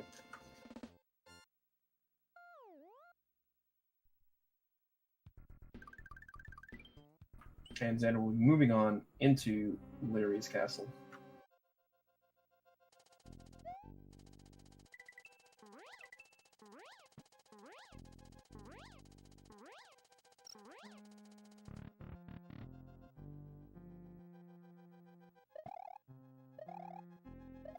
So solid first room. Looks like he's doing pretty well here in the second room.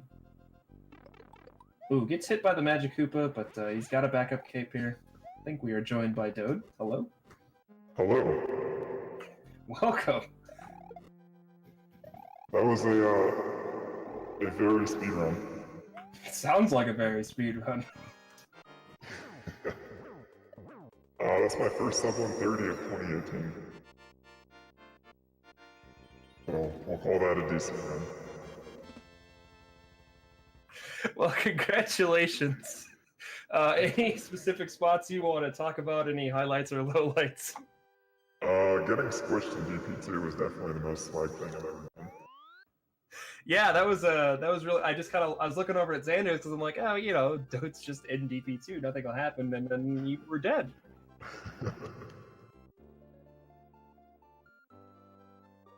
Yeah, I figured like he had a few accidents, so if I happen to lose the race going for swag, then I probably deserve it. So why not just go for swag? That's fair enough. Yeah, we saw a lot of interesting setups for P-switch jumps and whatnot. Yeah, gotta make it fun. 96 is more than flyovers if you play your cards right. So it looks like, looking at the bracket here, you will be moving on to face Umario. Any specific things you're going to work on before that match, or you want to talk any smack right now while you have the mic? Yeah, I'm going to kick his butt. It's not even going to be close. Oh, smack talk is. I think Umario is in the chat, so I think he's hearing this. Yeah. As we see Xander also getting sandbar. Oh, but get crushed. Oh no, Xander got sandbar, but then got crushed on the next way up. Oh man, that's still not free even when you get it. Yeah, that last little section to get through and get that next cycle skip is still pretty hard. Yeah.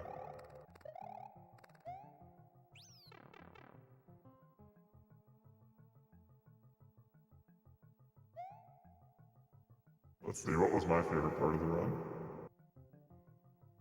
Probably trying to drift backward into a bunch of exits, namely, I started drifting probably 4 seconds before I should have. Yeah, I saw that happen a couple times. I wasn't going to question it because I wasn't entirely positive how much you were going for that or what. I was just like, yeah, I'm just going to let that happen. It's okay. Yeah, Valport's probably my favorite level. Yeah, that went really well. That was really good. Like that's one. Like I haven't touched a speedrun in a year and a half until this morning, and that's a level I've just practiced so much that it's pretty much automatic today. Raf skip was Oh yeah, your Raf skip was that's one of the realliest Raf skips I think I've ever seen in my life. Really Raf skip.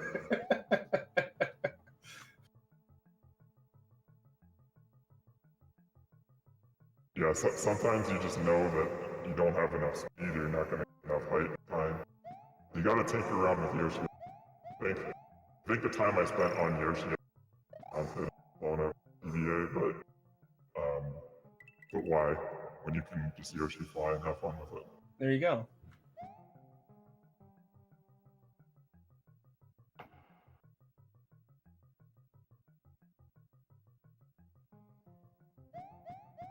Also, double Wendy and Lemmy. Was it double on Wendy as well? I remember the double on Wendy. I got both of them. Oh, nice. Lemmy's the hard one because you can't get flight in that. Yeah. Xander has made his way through the sandbar, grabbing the key, and will be moving on to Valley Fortress. We're asking for a file check in chat. File check? Alright.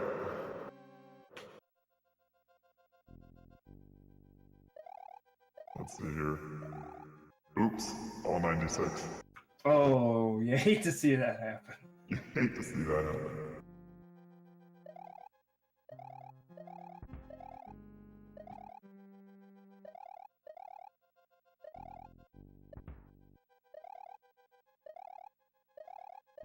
Xander with some really nice no cape strats. Looks like he's pretty comfortable in Valfort, even as small Mario.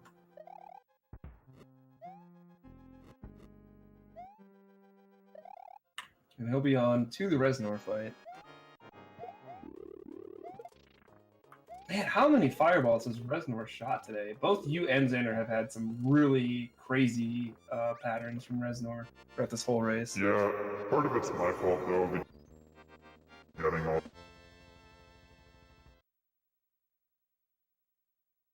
And the other part of it is, when I'm on the practice cart, I just go for the ham Reznor strat that you never go for in runs. So I would just run up, duck, get the first hit, even though that's not going to give you a good setup to get over the first guy.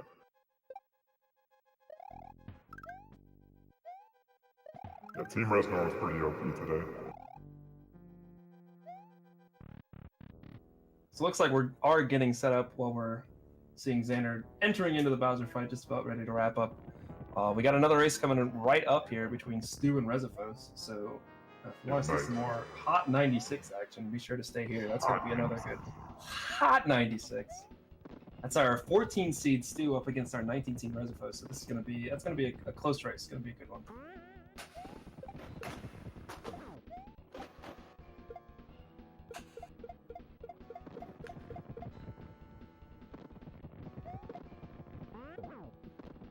And then we also have Stedden versus Marcelo tonight, coming up basically right after the Roads of Stew race. So tons of action here in this 96 tournament. And then, let's see, let's look at, we've got Dots versus Tina coming up tomorrow. That's gonna be spicy. I think that wraps up all of our round ones, maybe? Possibly? So it's been a great first round of the 96 Exit Championship.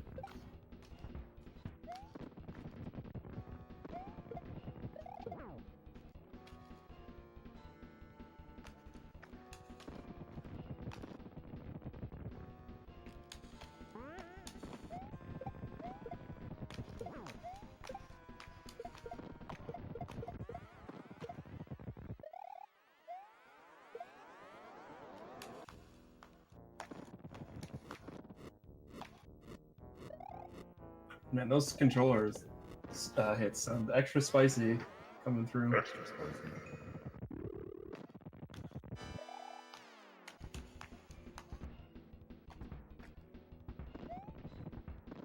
Xander just one hit away here from completing his run.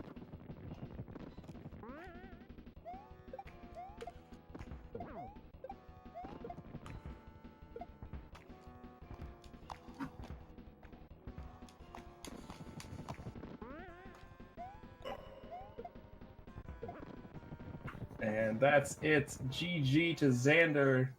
140-40. 140-40 and 140-39 for RaceBot. We'll see if he can get him in for an interview.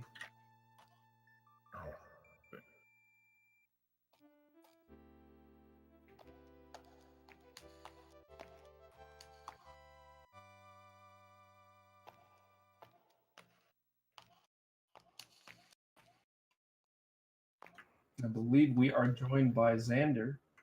Hey, Yo, GG.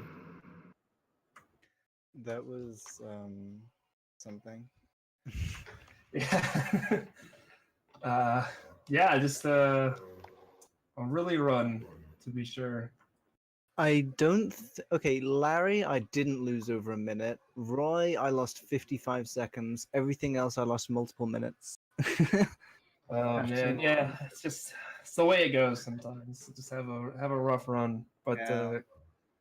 props for sticking it out. Yeah, that run was like almost 14 minutes slower than my PB. I don't think I've done worse in like 6 months. Wow, dang. But I well, was that's never expecting. unfortunate. I was never expecting to win this, so I'm not too bothered about it. Well, that's good to hear. Are you you are out of the tournament, but are you planning on sticking with 96 for now, or you have maybe some other plans? Oh yeah, well.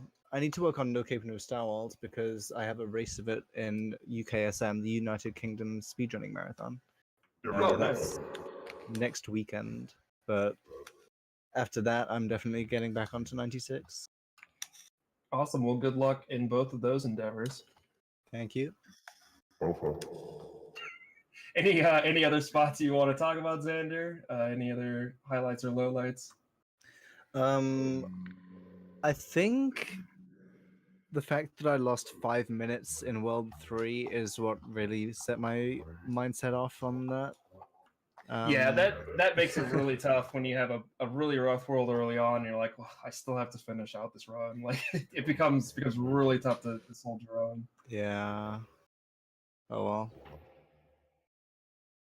Well, GG's to both of you. Again, Dode, good luck in the next round. Do want to give a quick shout out to Matthew for restreaming and Ben, Quite Super Mario, for setting up all this. It's been a lot of fun. And another big shout out to Speedrunners League for hosting this championship here. And I think that's going to do it for us, but stick right here. We'll have another match set up in just a few minutes. So have a great night, everybody.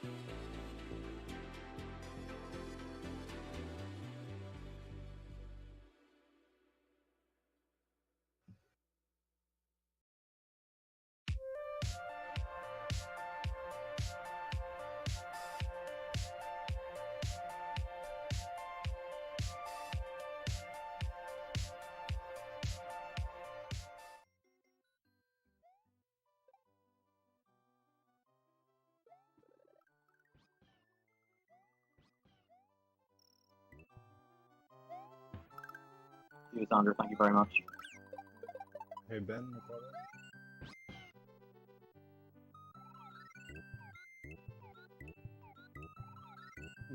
I should probably join the Restream, see how they get on in there as well. That would be smart.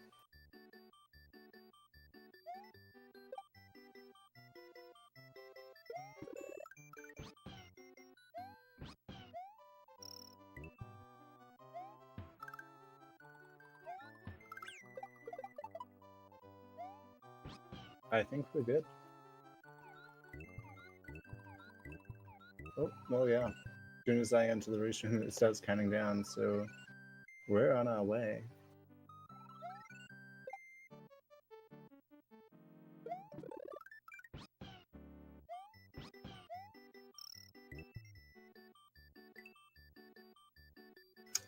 So it looks like we've got a bit more delay on Reze's side, but shouldn't make a difference for a bit.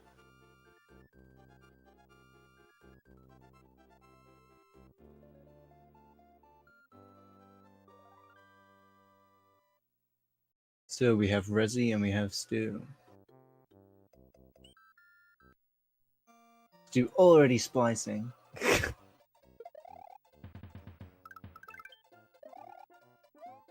Nice bit of swag there from Reze that you don't see very often, getting the 1-up from the shell. Would have got 2 1-ups if he'd have got all of the red Koopas. I don't know why you actually miss one of them sometimes.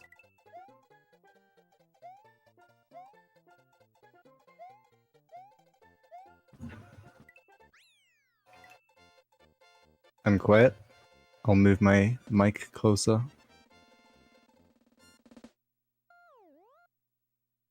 Okay, we could be good in sync now. I just saw a flicker of red on Stu's screen there. Looks like he's doing IL splits. Missed his box jump, but gets it soon after.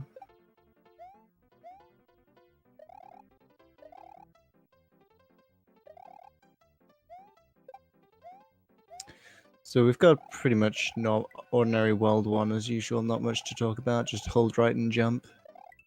Try and run on the brown platforms as long as possible.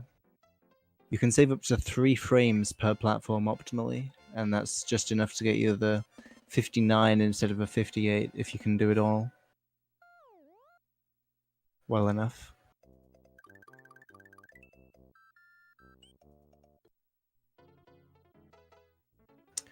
We're probably going to be seeing Reze go for a shell jump in this level. I'm not sure whether Stu goes for it. Reze just didn't let go of run. Stu threw the shell upwards instead.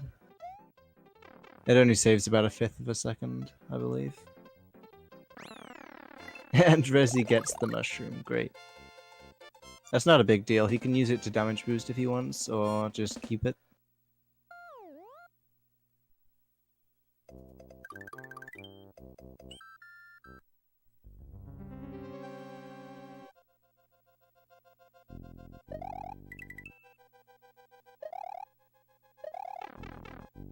So yeah, that one that Reze damage boosted on there is the one that you'll usually see people damage boost on if they have a mushroom.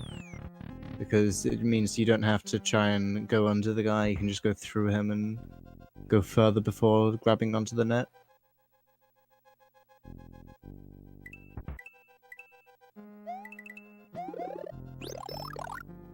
Fun fact, I believe it's on the PAL version of this game. If you spin jump in that 1 tile gap under the crusher, you can actually clip through the floor and die. It doesn't happen on the other versions.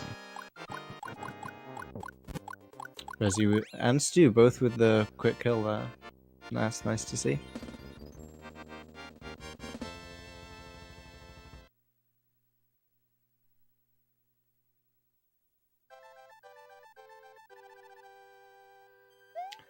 So hopefully we'll have a bit more to talk about from here on out.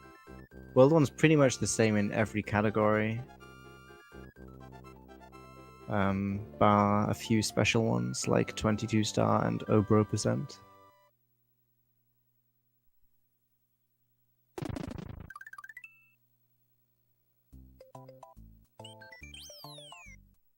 Meebot, if you spin jump on NTSC, you just stay in the thing. I've never seen anyone clip there anyway, apart from on POW.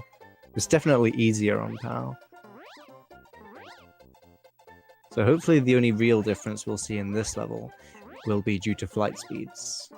If somebody was to be flying at the slowest normal flight speed, and someone was to be flying at the fastest normal flight speed, you can actually get about 2 seconds of difference over a whole level. So even though people, people take it out of 96 for just flying over everything, you do have to have the skill to be able to see the screen jittering and be able to tell what your flight speed is in sub-pixels per frame, and then adjust due to that. The general rule of thumb, though, is the more jittery your screen is, the faster you're going. Apart from 48 speed, where it's no jitters at all. So both of these guys are grabbing the shell in the gyro. Switching to the P switch because that cannot be destroyed by running it into an enemy.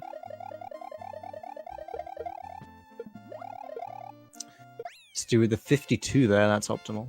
Well, technically you could get a 53, but people don't go for it.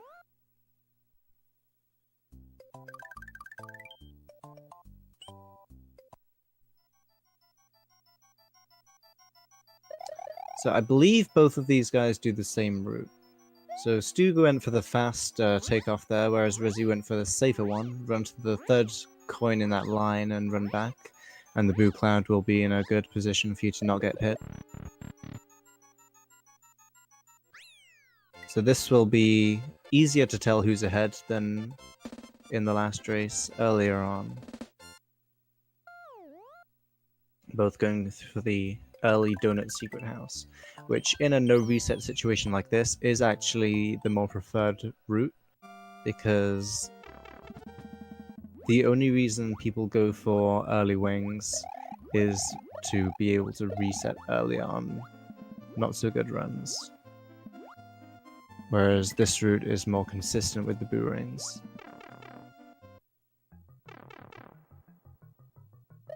So once again, grabbing these shells, for some reason Mario swims about twice as fast when holding an item, because that's how physics work.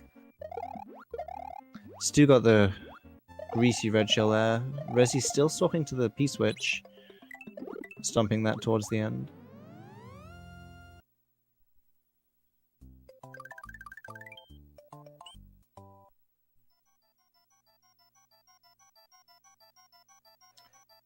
So yeah, can't take damage when you're in that flight state, so you can just cape cancel through the boo rings. See it again on Stu's screen there. Reze having to delay a little bit because he took it a bit slower in the first room. That's because those boo rings save their position between levels. So where you see one boo ring despawn is the same position that the next one will spawn in. And that can screw you over like it did with Reze there. If you take one room a little bit too slowly, then it won't be in a favorable position in the next room. Big Boo there always goes in the exact same pattern, so you know exactly where he's going to be. And doesn't really have a hitbox. You can go straight through him and never take damage. That's not the same with the normal Big Boo inside the levels, of course. Only the boss.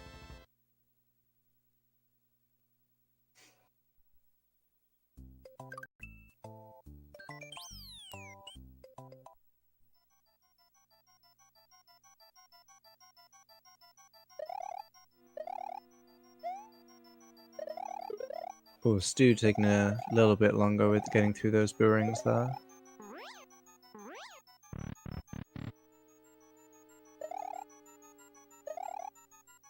Reze having no problem with it.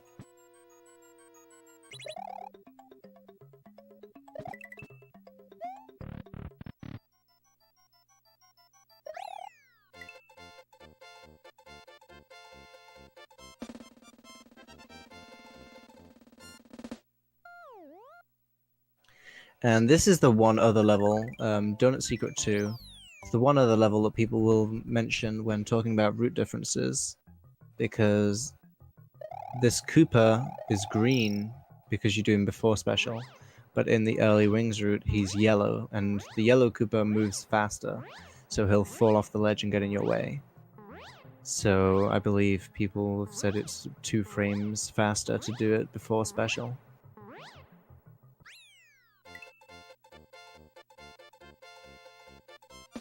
And this route was popularized by Green Death Flavor, now known as Retro Bob. It quickly caught on, and most people do this route now.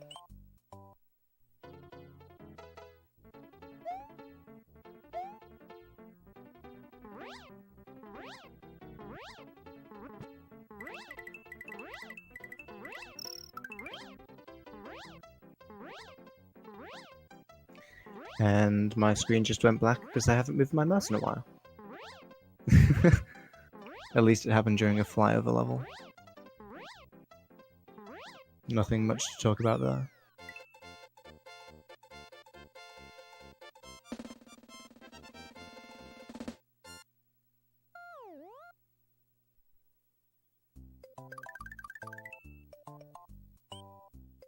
So in this level, while it's technically faster not to grab Yoshi, as a general rule of thumb, it's going to be faster not to grab Yoshi. But there are so many glitches in this game that rely on him. In fact, I believe it wouldn't be inaccurate to say that most glitches in this game are due to Yoshi and some of his quirks. So this level specifically is slower to grab him, but it does mean that we'll be able to save close to a minute in Vanilla Dome 1, and then about 15 seconds in Vanilla Dome 2 as well. Yeah, Stu is slightly ahead right now. Now, this level here, Morton's Castle, it looks pretty easy just flying up there, but it's not as trivial as it looks. It's one of the first real barriers that people come across when learning this game. And that's because managing your P-speed to be able to get those consecutive flights there is, like I say, it's not trivial. You have to go a lot wider than you might expect. Reze just taking the flight up that little corridor there. Nice bit of swag that you don't see often.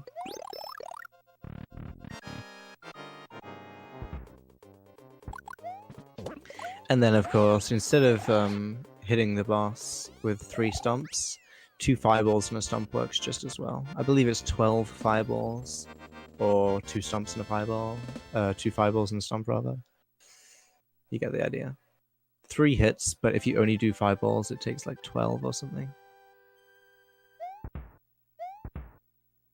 And we're both out of world 2, so... Now we get into the world that's notorious for being the one that people get stuck in when grinding out runs. So you saw Stu do a little left-right at the start of that level there, and that's because if you don't, it's frame perfect to get P-speed on that top platform. Duplicating these blocks here beautifully. Oh, having a bit more trouble getting the wings. But he's got them. So yeah, duplicate into the turn block, and then collect the other half of the dragon coin. Duplicate into the dragon coin, rather. Collect the other half, and it becomes a key block. Duplicate that to the right, and you get the wings block.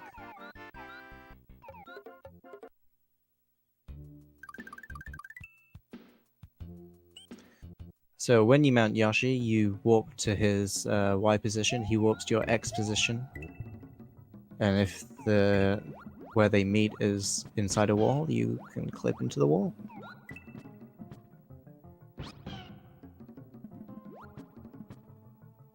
Reze having a little bit more trouble with it. And it's also a frame rule based trick. Even if you do everything right, you can still get kicked out, like Reze is here. You can manipulate Yoshi's subpixel to give you a bit more of a chance to get through, but you can it's still at best a 75% chance. Stu getting the fresh fast red there though, getting that flight through the pipe. Your takeoff meter doesn't count down through room transitions, so if you jump with P-speed just before one room and then jump right in at the start of the next room, you can still have flight straight away, which means you've got instant access to flight speed and you don't have to build up your P meter. Reze going for the jump there, but press jump a little too early, and because he still had his flight meter, rising back up and actually losing time to it. So that's why you might not see some people go for it, or you might see people do a spin jump earlier on in that corridor, and it's for exactly that reason. You want to use up your flight meter so that if you do press jump early, you won't lose time to it.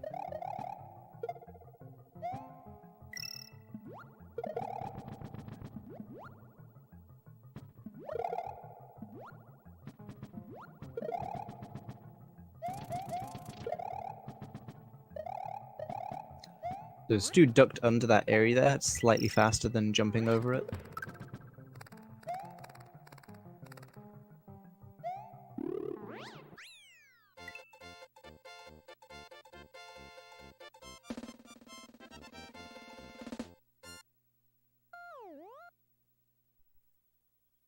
And then in the ghost house, getting that beautiful item fly there.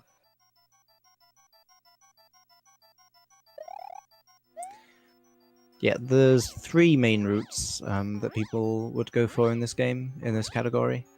One of them is, well, 2 of them really are barely ever used anymore, and both of these runners are using the same route that's a lot more common.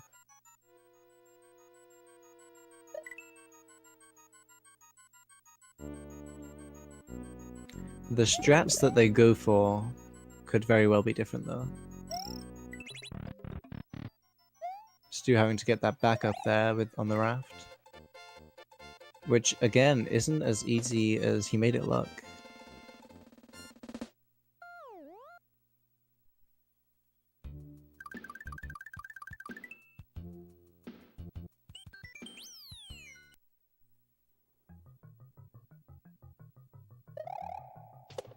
Having a bit of trouble getting onto Yoshi there. Giving Reze a little bit more time to catch up. Reze also having to do that backup. Going left and right on the raft to get P-speed back.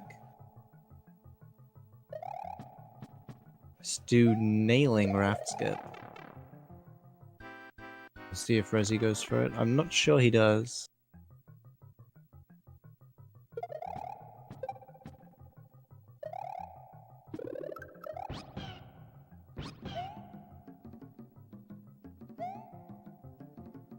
Yeah, it looks like Reze's going for just the normal strat here.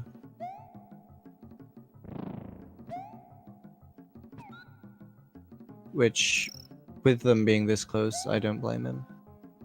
Or in any run.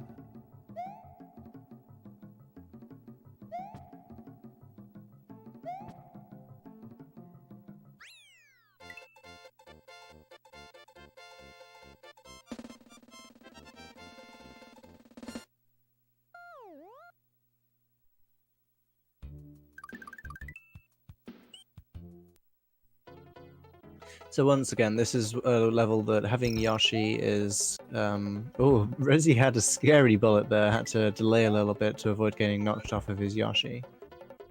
Yeah, Vanilla Dome 4 is another one of those levels where it would be faster to do without Yoshi, but you want him for Cheese Bridge area, so it's worth having him anyway.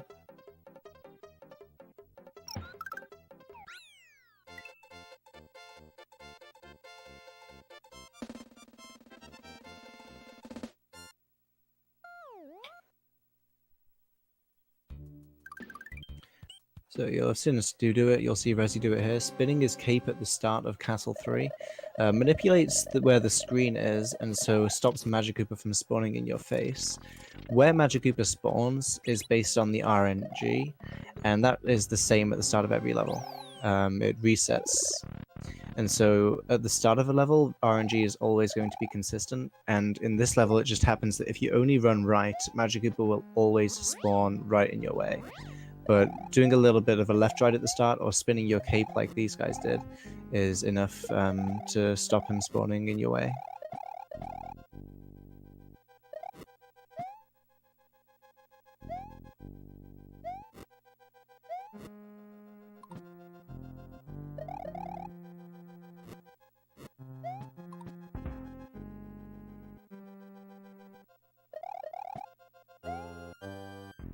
Reze having a little bit of trouble at the end here, but not a big deal.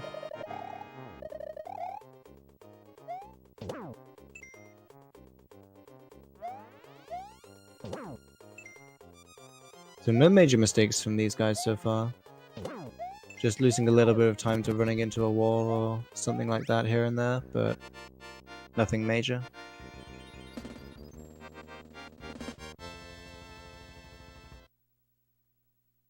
And as I said before, we'll see Stu using Yoshi here.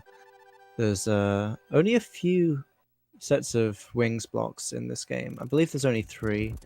When Yoshi grabs the wings, of course, it just ends the level instantly. It takes you to the coin heaven. Go off the bottom of that coin heaven and you finish the level. There's only 3 in the game that I can think of anyway, intentionally. There's one in Cheesebridge area, there's one in Vanilla Dome, not Vanilla Dome, Valley of Bowser 2, and there's one in Wakecool. But of course we spawn them in through glitches, because fast. Another interesting thing about Cheesebridge area there, while it looks pretty difficult going over those saws, you can literally just hold right, run, and jump, and everything works out perfectly for you. You don't even have to look at the screen.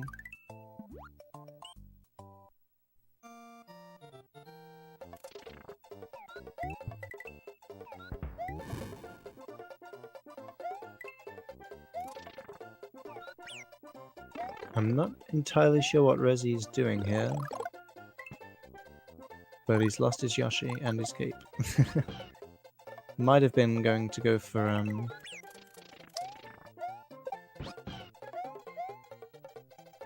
Yoshi Flight so that he could do the zombie Yoshi in Cheesebridge area. I'm not sure.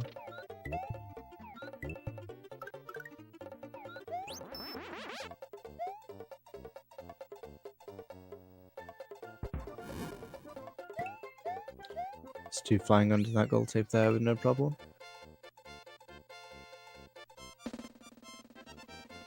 Yeah, Rosie with the coin game. Always nice to see. So yeah, that little fish that's that jumps up and down on the overworld between Cheesebridge area and Cookie Mountain, and there's one in World 2 as well. That fish stays there on the overworld while you're in a level, so you'll see him fall back down once Reze finishes this level as well.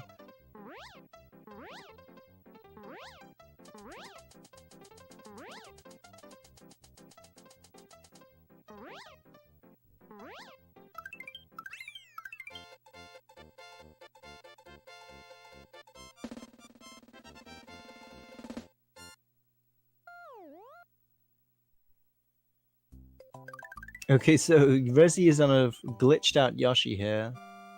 I didn't actually look at the screen to see that he got it, but that's because Yoshi despawned. I think it's the frame before the platform spawned, and so the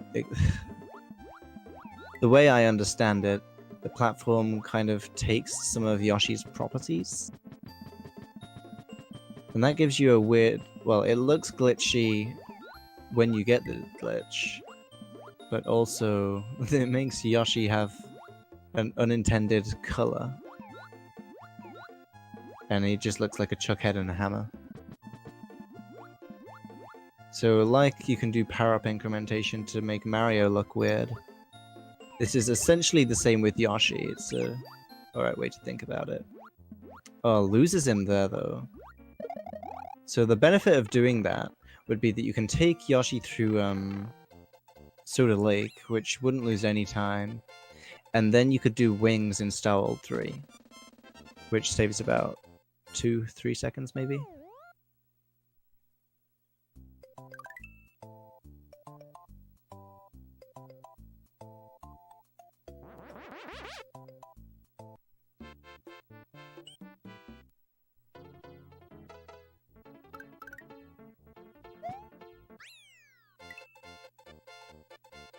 Instead, he's had to just go through the gold tape.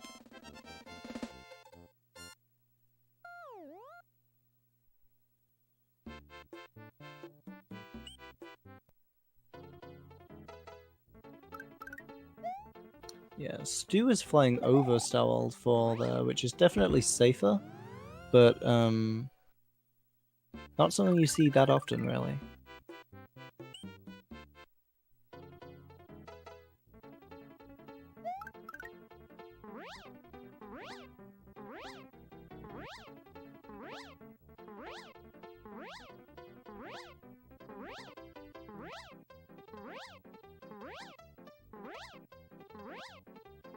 Reze flying under, which is,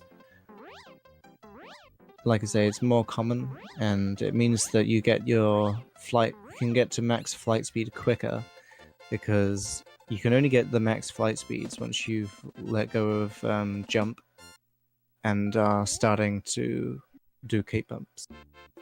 So, since you're not jumping as high, you can reach those faster speeds earlier if you fly under.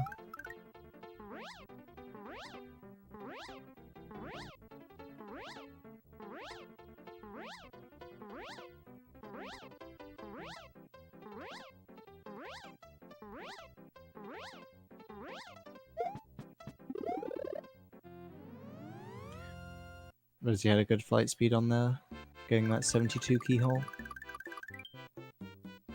Oh, Stu's like getting a wall clip mid-zip there. So these zips work. It's kind of difficult to explain, but put simply, the game can only handle, well, it can only have 4 turn blocks spinning at once. So when your cape hits a new one, it stops one of the old ones from spinning. And if Mario's head is inside one of those that stops spinning, it pushes him down and to the left. And because your cape is still spinning, it kind of creates a chain of that. It creates like a chain reaction and pushes Mario down and to the left very quickly. So while it's fast, it can also lose a lot of time if you try to do it, but you aren't successful.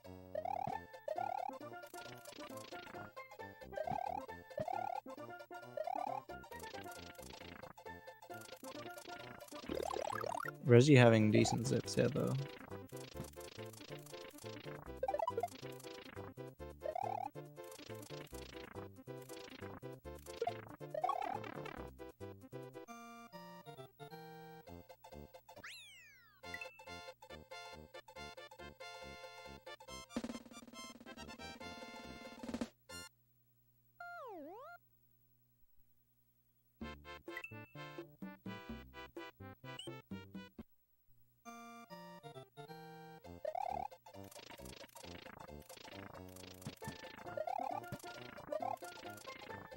Having a little bit of trouble at the start of Star World 1 again there, though.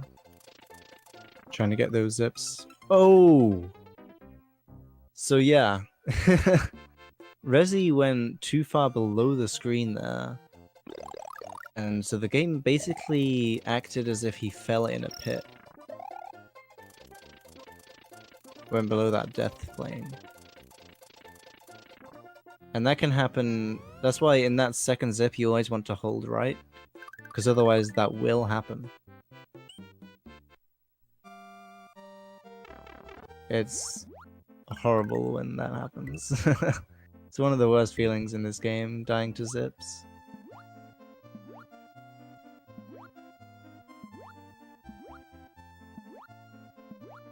So Stu, we just have finishing up Star World 5 here.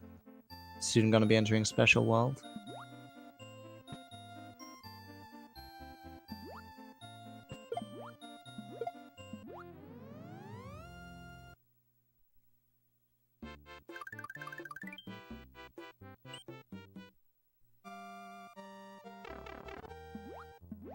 And here again, we're going to see quite a few glitches with Yoshi, I imagine.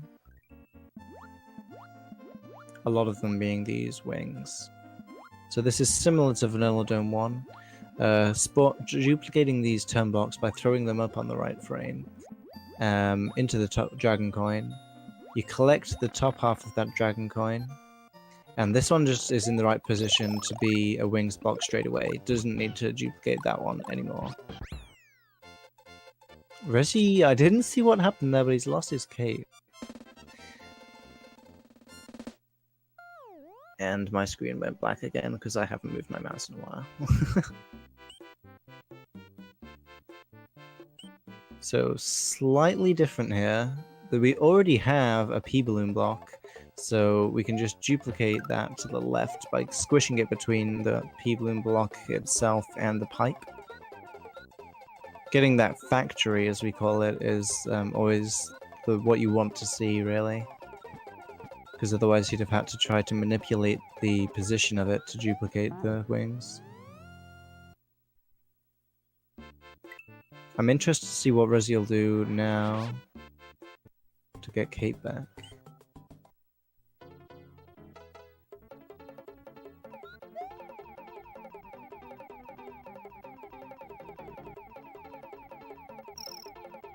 Okay, probably gonna get this one that's here. Yeah, and not doing wings in this level. It's probably pretty smart.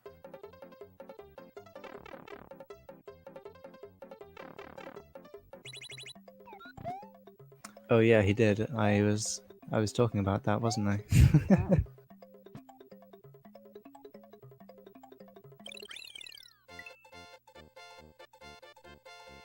Stu having a bit of trouble getting through Awesome there. Loses Yoshi at the end, which isn't the worst place to lose him, to be honest. That there's probably the best place to lose Yoshi in Special World, because you've got him right back at the start of the next level.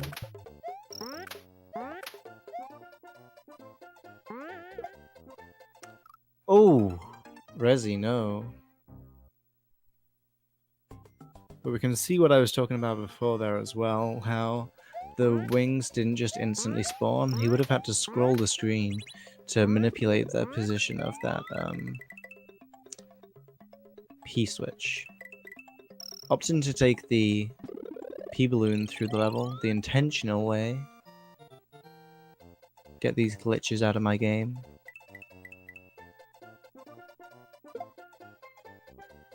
And Stu just finishing up with Groovy there.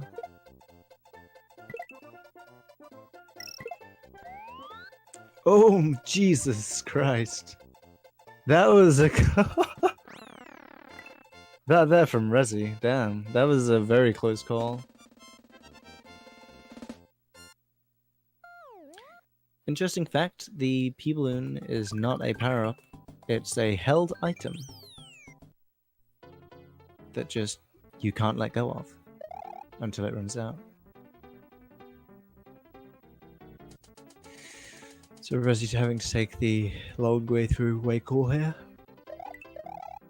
I wonder if we'll see him get a Yoshi in the pipe.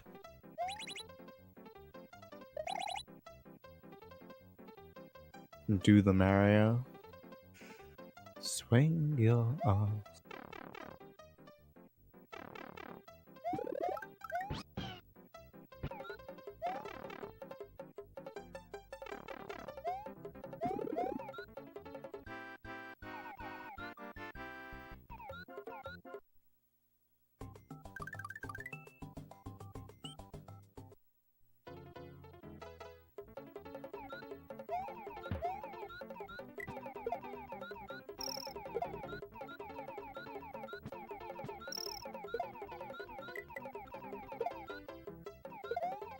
So yeah, not much to really say here. Reze going through Awesome Small, which is a little bit spooky to be honest, but shouldn't be too big of a deal.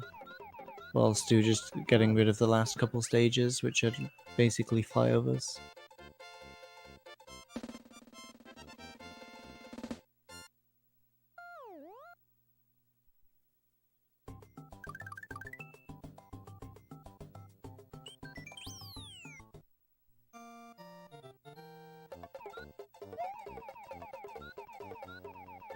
golds on individual levels don't really mean a whole lot, in my opinion.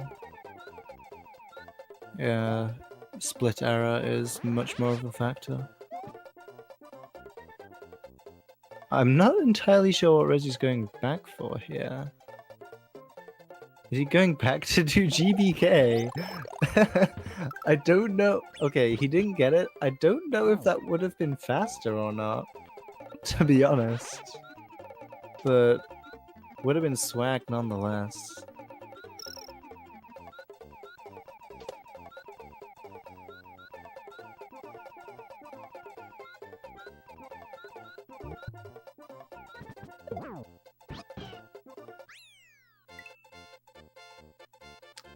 Okay, so we're seeing Stu back in World 1. Gonna be clearing up the rest of the levels that he skipped at the start of the run now. While Rezi's pretty much just finishing up special. Mondo here is pretty famous for its lag. It's one of the levels that's harder to tell what your flight speed is, because sometimes it can be difficult to tell what's lag and what's the screen jittering.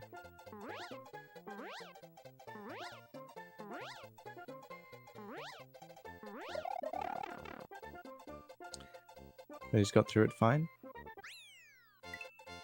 Stu getting this pipe fly again that I talked about earlier. Not managing to fly all the way through the corridor, mind you.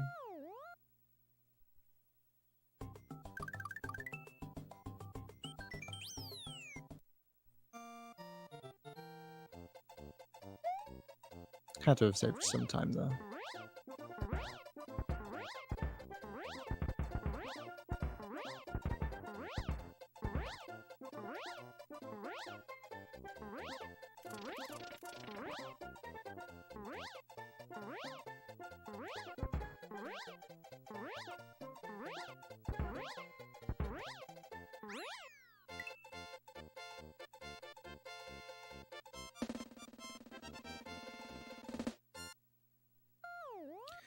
So yeah, like I say, Stu just finishing up the other levels in World 2.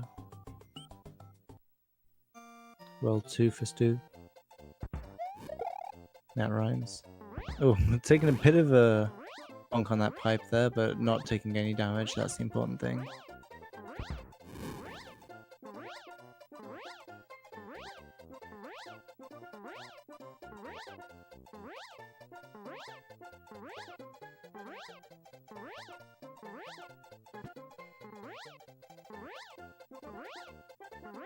And Donut Plains 2, while it's a long auto-scroller that you have to do twice, you can always have a bit of fun in there. There's, you know, it's an auto-scroller, but there's a lot of different things you can do.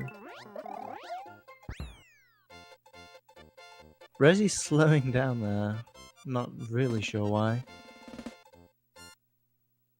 With those cape spins. And now he's out of special as well.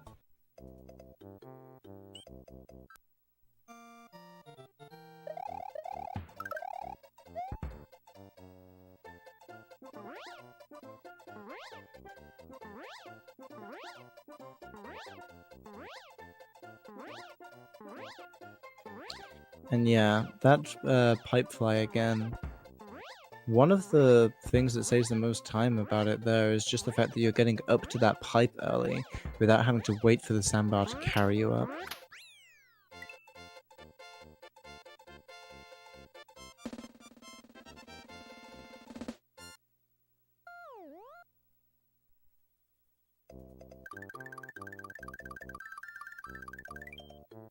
Nice corridor pipe flight there. And yeah, those corridors only being, what, 3 tiles high, it's very difficult to keep flight through them. Rezi also going to be trying that here. Yeah, Rezi didn't manage to keep it the whole way through.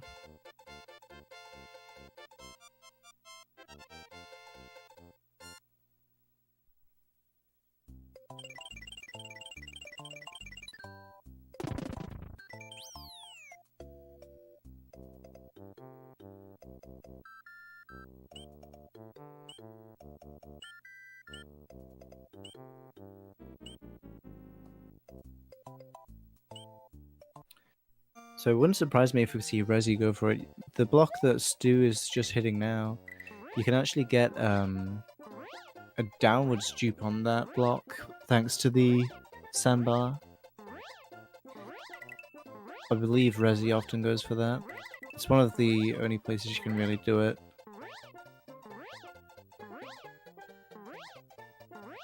And I would be lying if I could tell you exactly why it worked. I guess the sandbar just pushes it down, but it works the same way as a normal dupe.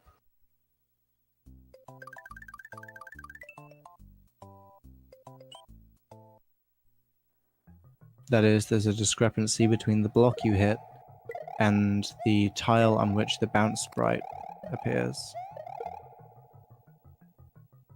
And then when that bounce sprite, nice shell in the roof there. Yeah, when that bounce sprite animation finishes, it just gets replaced by the used prize block, or whatever kind of block you're duplicating.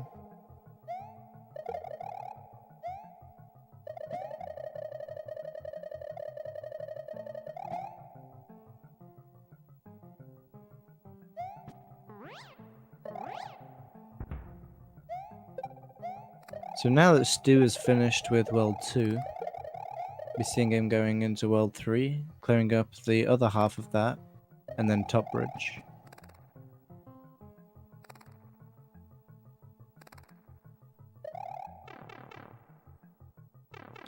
Nice red block thing there. That's actually the name of the strat. Red block thing. Because why not? Reze having trouble with the flight up to that key.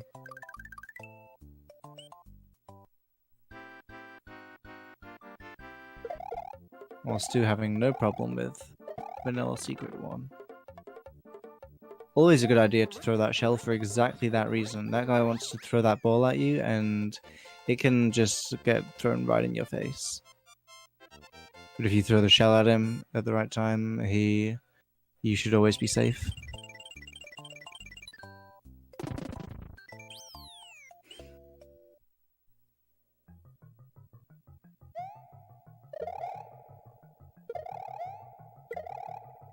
Not quite landing on that platform there on Stu's screen, but made it through those Koopas without getting hit, which again is something that you'll see.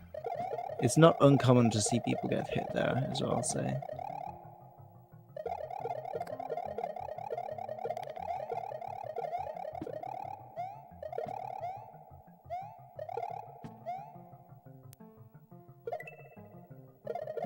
Yeah, it looked like Reze went for that downwards dupe, but didn't quite get it.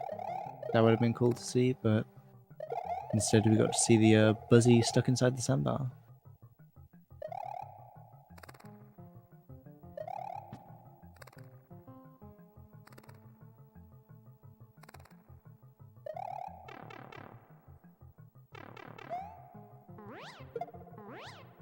You can cave spin it, but you can also get frame rolled.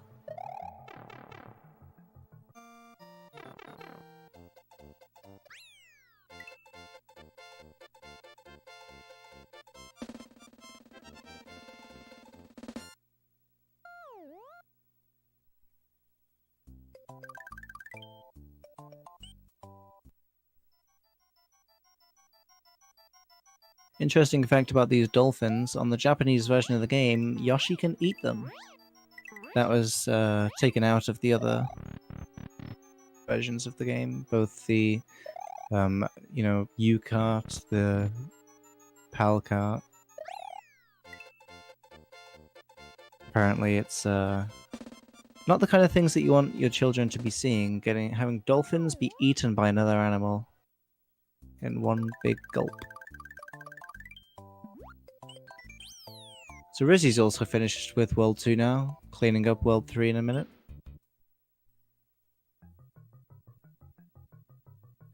PAL on NTSC.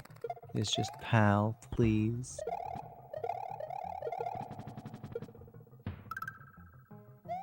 Rizzy not quite getting red block thing there. Oh, the vine giving him trouble as well. Goddamn frame rules there.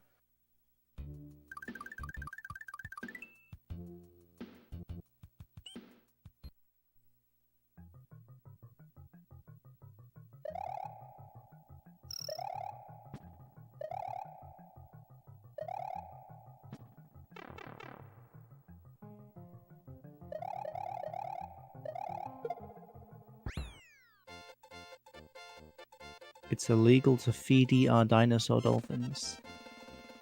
Yep.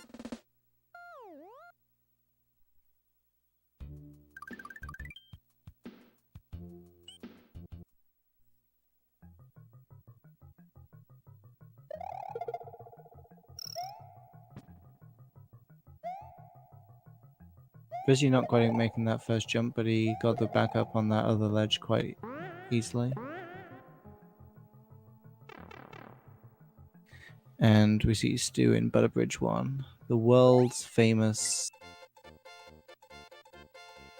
broken bridges.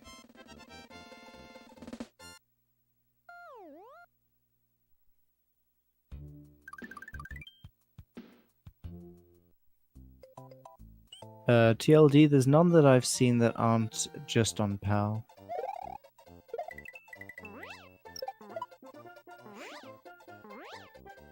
But that doesn't mean that there aren't any.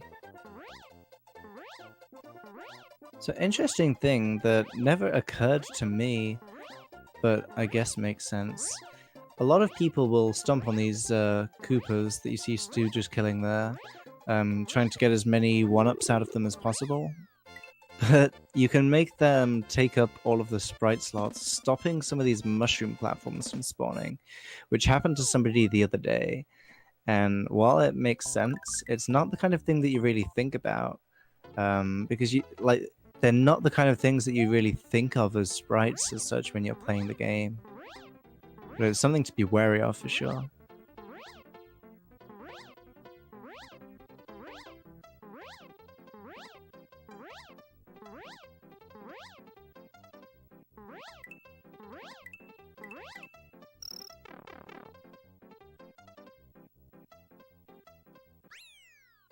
Looks like Stu might be going for a pipe fly setup here. Yep. I haven't seen that one before. That setup. But it works. That was actually pretty swag. Getting all of those Koopas.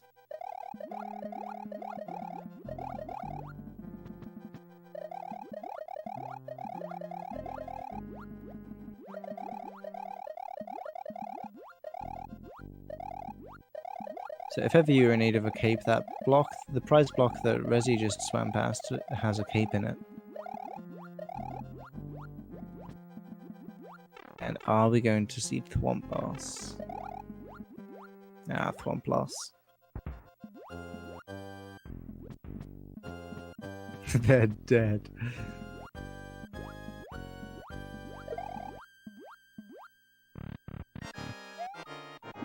So, oh, Reze, oh no, that's not what you want to see there.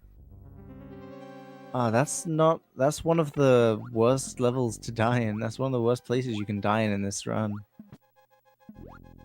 That's not a short level.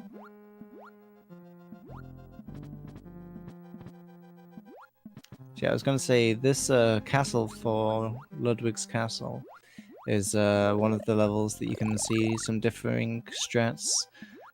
Stu opting to take the cape through the second room there, whereas some people will switch to fire early because it can be safer. Because you don't have the risk of cape cancelling through the Podobos and falling into lava.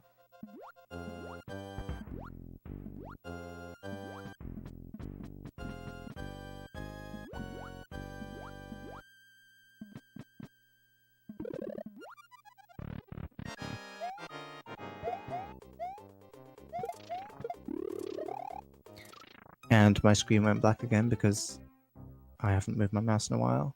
And it looks like Reze took another death in Reznor. That's just painful to see, really. That we've all felt that. We all know what it feels like to die in Reznor there, but twice is not fun. So Stu in FY1 here. Not quite getting Yoshi straight away. I imagine we'll be seeing him go for some wings here. But the difference with these ones is... Let's see if he actually goes for them first. Yeah. Oh. Maybe? Nah. Well, the difference with those wings is that they're luck-based. And you have to store momentum in the shell before attempting the dupe.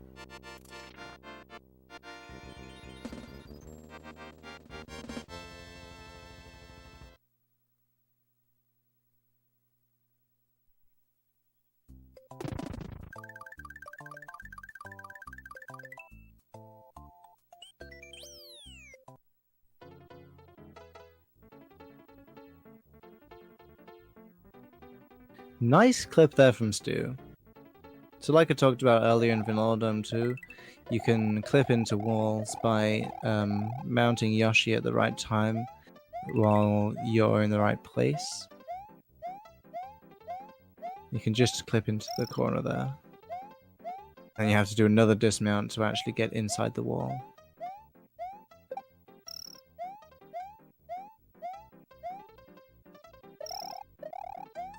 I'm not sure what's happened to Reze's timer there. Looks like some of it's been cut off.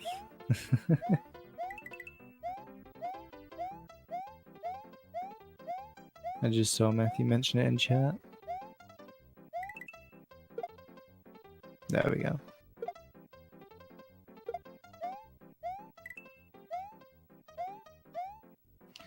So yeah, there is a cape that you can grab in this level. And if you duplicate the block, you can grab two. But you didn't quite do it. Without cape, duplicating blocks is frame perfect. And then even with it, it's only a 2-frame trick if you're floating down with it. Looks like he was trying to duplicate the 1-up block to the side, which would have given us a vine.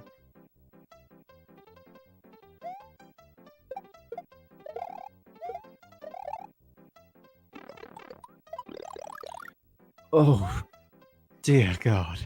Reze's spooking us all again.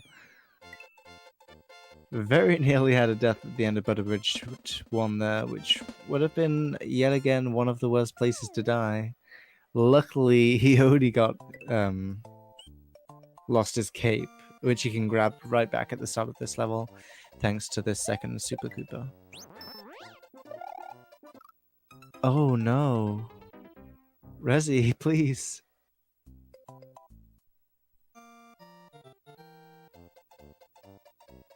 But once again, those with the flashing capes will always give you a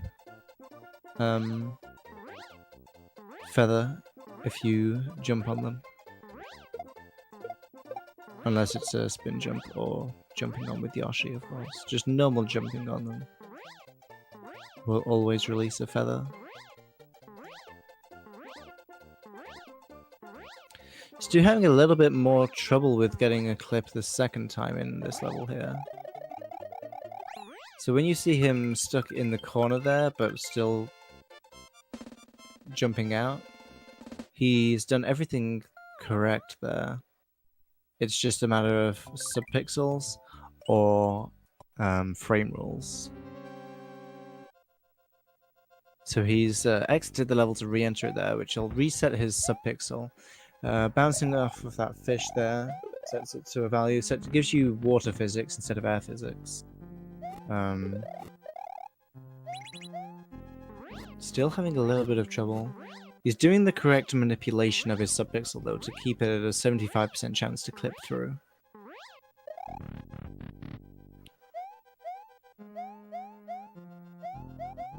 And Reze does not have a fire flower here for Ludwig. So like I mentioned earlier, that you can shoot these bosses with 2 fireballs and stomp them once. Reze is going to have to do 3 stomps. But there is still a cycle skip that you can do. So you can see Ludwig is going around in his shell there. If you... oh, didn't quite get it. But if he'd have stomped on Ludwig while he was in the air, jumping to the right, he would have instantly gone into that breathing fire phase instead of the shell phase, which means you can save about 14 seconds. I think it's 14. That might be fire. So that cycle skip might just save 7. I'm not sure.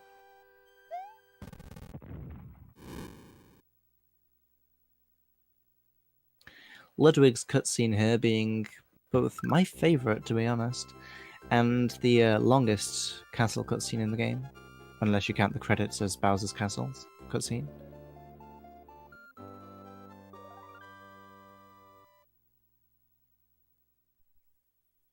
Closely followed by Wendy's, actually. I believe there's not much of a time difference between Ludwig's cutscene and Wendy's cutscene. So Stu going back into the ghost house to get the other exit, while Reze's entering Forest of Illusion 1 for the first time. Forest Ghost House there is actually one of the...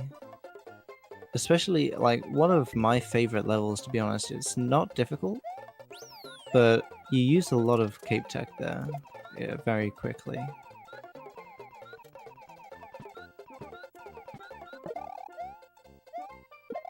Reze going for that dupe and getting it. So I believe it's a 75% chance to actually get the wings there, and a 25% chance to get the to just dupe upwards and get a P-balloon, which is one of the things that makes that those wings not very nice, to say the least. They save about 7 seconds over beating the level normally.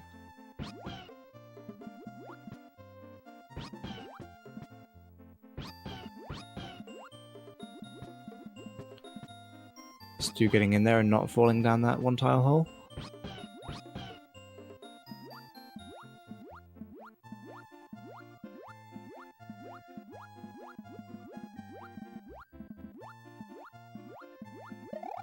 %? Okay. TIL.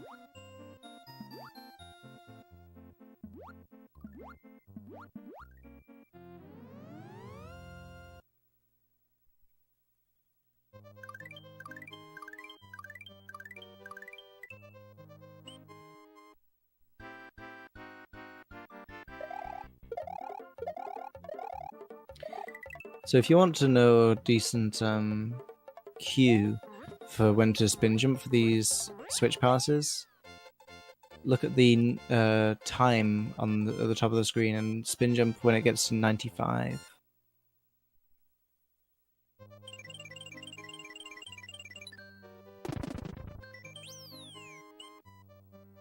TFL, Matthew?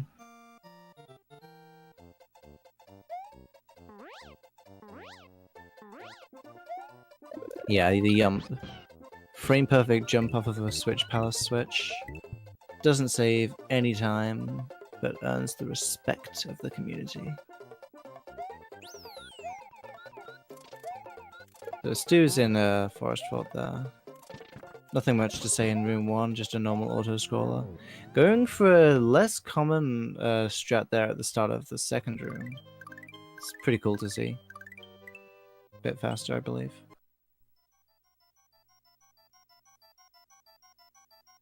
Taking the Reznor a little bit slower than usual though, but it was a little bit on the aggressive side.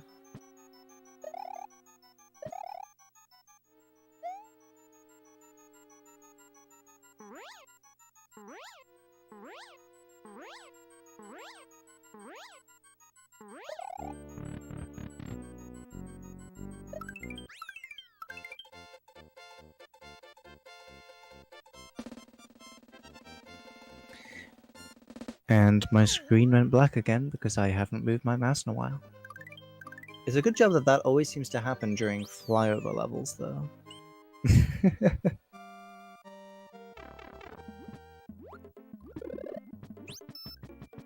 So yeah, hopefully Reze won't have trouble clipping into the wall with Yoshi here. And of course he doesn't.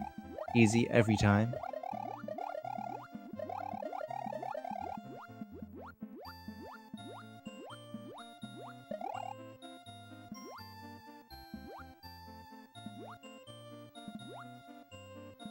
That throw block that he's using, you can tell if you grabbed that on the first possible frame because the screen won't stop moving at all. Whereas if you bonk into it at all, it will, of course. So that's an easy way to tell if you're being as fast as possible.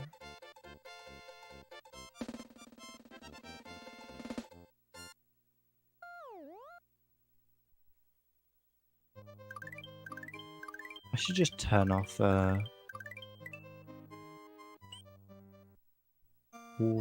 screensaver, that's the word.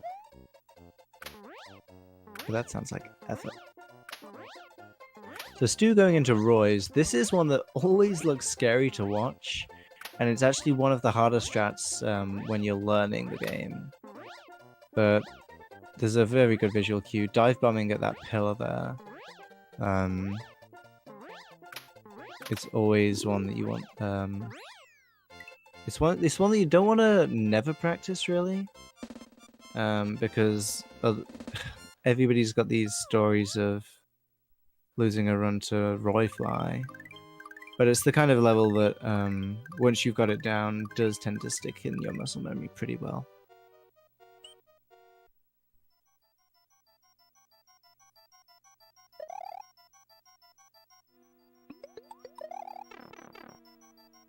Reze going for the, not getting it, the forest ghost house clip. So you can clip into that corner a little bit and collect a power up at the same time, and it just pushes you through enough. I believe the reason it works is that you clip and then collect the power up, and then that stops the game from pushing you out of the corner just for a little bit, and that's long enough for you to clip a little bit more and then get through the wall. But it's very precise and not something you usually see people go for in runs. So this pipe fly that you're seeing Stu get here is a special kind of pipe fly because he got shot out of a cannon. Usually the fastest flight speed that you'll have in this game is 51 subpixels per frame, and shooting out of a cannon gives you 64 subpixels per frame. So if you can get pipe fly through there, you can actually be flying quite a bit faster than you usually would be able to. But because the pipe transition is so long, it only saves about a second in this level.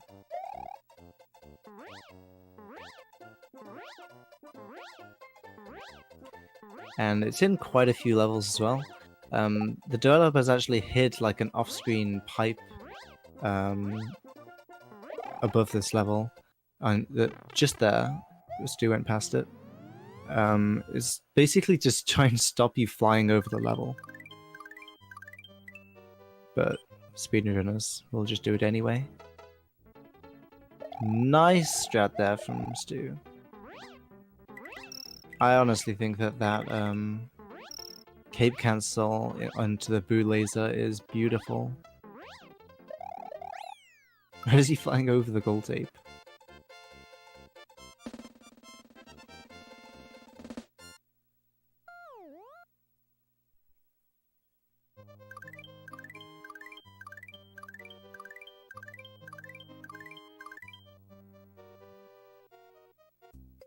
So Chocolate Island 2 is a pretty interesting level.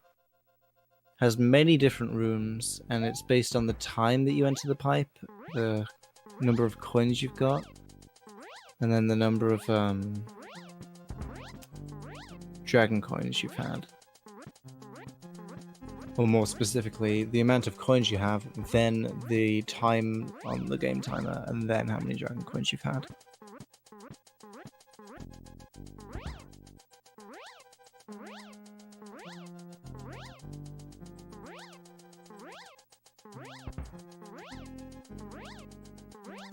So that strat there that you saw Stu go for, floating down all the way until you land on the platform at the start of Chocolate Secret, while technically very slightly slower, 100% consistent, so it's always worth it. Reze taking damage in... Oh, and again in Forest Fort there. Hopefully he won't die though. These Resnors, when you're small, they can... Okay, didn't actually do anything there, but they can... they can, like, warp you to the side a fair bit when you're small. And if you're not prepared for it, it's very easy to die. So fighting Reznor as Small Mario is always spooky. But Small Mario is something that Reze is not exactly unversed in. Is that a word? Probably.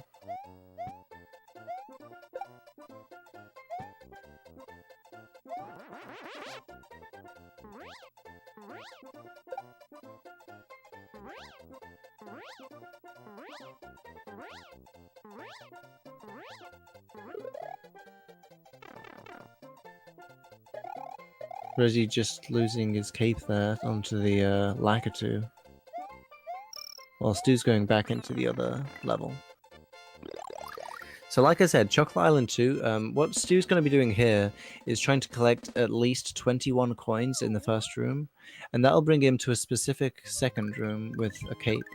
And we don't need a... even if he had a cape still, it's worth going into here because you don't need the Fire Flower at all for the rest of the run. And he'll also want to be collecting all of the dragon coins he can see along the way for the last room. So to get the normal exit in this level, you do have to wait until the game timer is at 249 or below. And then we'll get the normal exit instead of the secret exit. So as I say, collecting all of those dragon coins along the way, that takes him to this last room. He could have took that P-switch through the gold tape if he wanted to for another cape. But looks like he's feeling pretty confident, doesn't need it.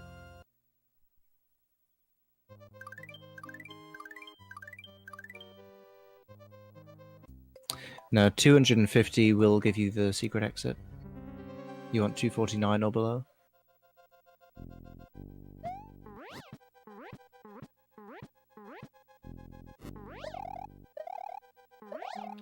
Reze, you can do it. You can do it. That was a sketch Roy fly, but it works.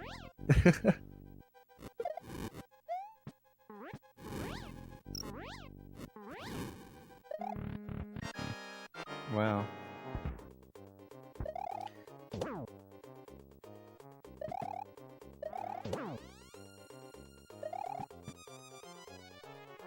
Yeah, not quite catching Roy before he walked up the wall there, but there we go. Didn't lose too much time. Stu going over this level. Interesting thing with Chocolate Island 2, it's the easiest level to do it in. If you are at the bottom, like below the normal exit gold tape, with the screen scrolled down, and you can like jump off of a Yoshi to get up there. You can finish the level while Mario is half off screen, and that will make the overworld have very glitched colors. I guess the colors aren't glitched, they're just not the normal ones. Choco Fort. Renowned for being a difficult level to get through. But of course, Stu has no problem at all with this first room here. Hopefully we can say the same for the rest of it.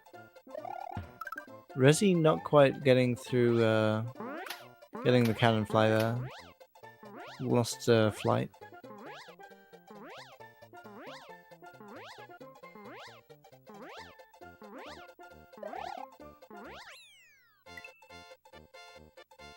Yeah, but the colors are real colors, so are they really glitched?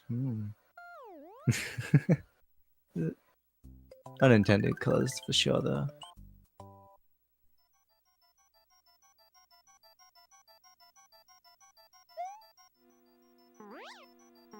So Reze also getting doing the normal flight through this first room here. Some runners prefer to spin fly and bounce on the fishing booth. It's definitely easier. But oh, Reze, no, falling through that hole there. So it's very tight to get through that door. And my screen went black again because I didn't move my mouse in a while.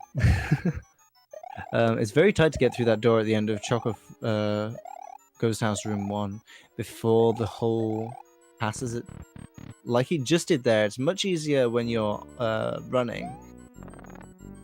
And Reze going for that beautiful damageless small only strap there. Yeah, we call it a suicide door for a reason.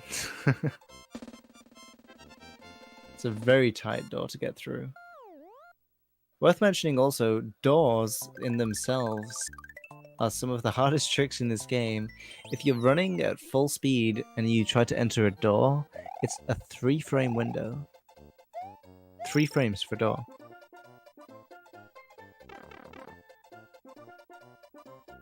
I'm not sure how many frames Suicide Door is, but it's got to be less than that because go too late and you're running into that hole. I don't think it's frame perfect though. Definitely isn't with no cape, but at normal flight speed it might be frame perfect. I don't know.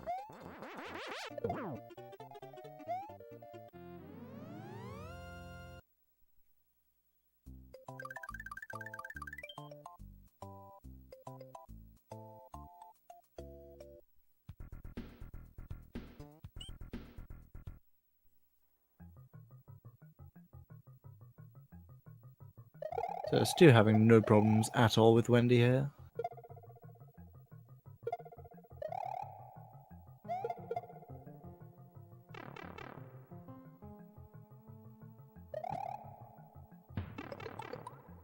Ooh, Rezi taking damage on that Buzzy though. Not the biggest problem in the world though, because he would be collecting a cape in the next level anyway.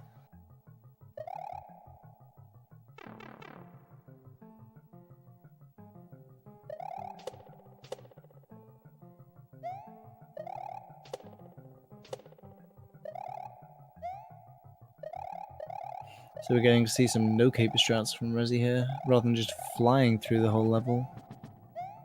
It's actually pretty interesting to see the movement through this last room.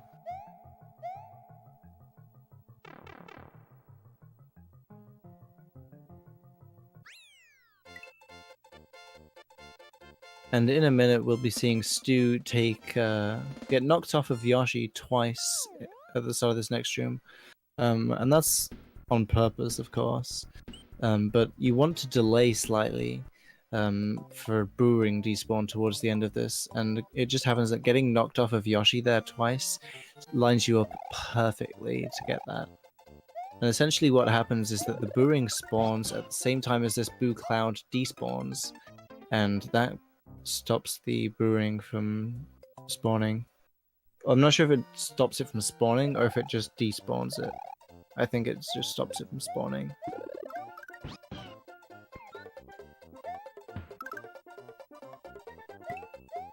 Yeah, looks like Rezi's getting Yoshi there for the easier 21 coins for the cape room.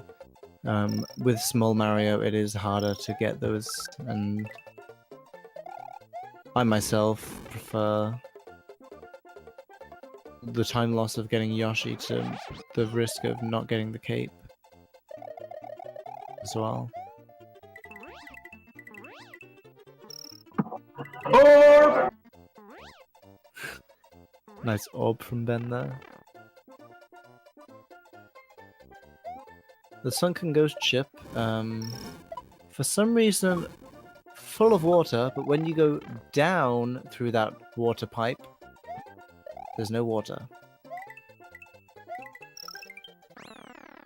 Because logic.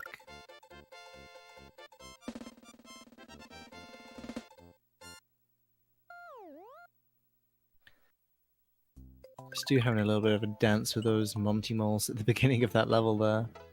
Not Monty moles, they're Mega moles. What am I saying? Dode swag.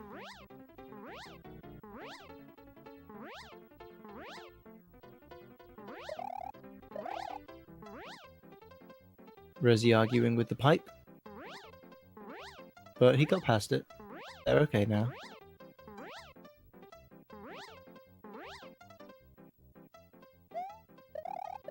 Yeah, so one thing that you might want to do here is if you do scrape against the pipe, if you just do a long spin fly from the midway point, you'll land just below that green pipe there, and then you can just do a normal flight up again from that. It's a pretty good backup. Stu having trouble in Valley of Bowser 2 here, but it looks like he's gotten through it mostly unscathed. Just lost a bit of time in those sandbars there. Reze flying under CI3, which is, again, not something you see that often.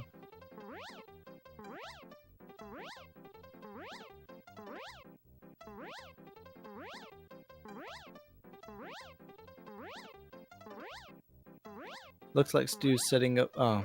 Looks like Stu was setting up for a door fly here, but didn't quite get into the door, so he wouldn't have had his flight meter. So good call, not just jump off of the ledge and die. Because that kills you.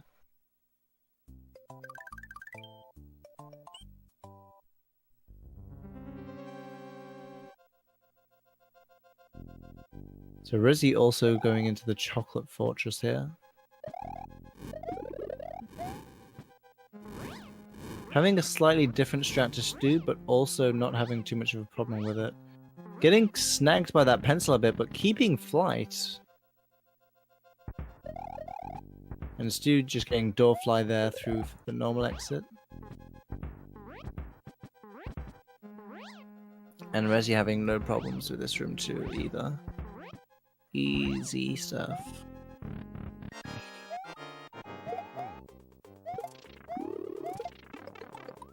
Ooh, took a fireball to the face, but managed to get his backup cape before the fanfare started.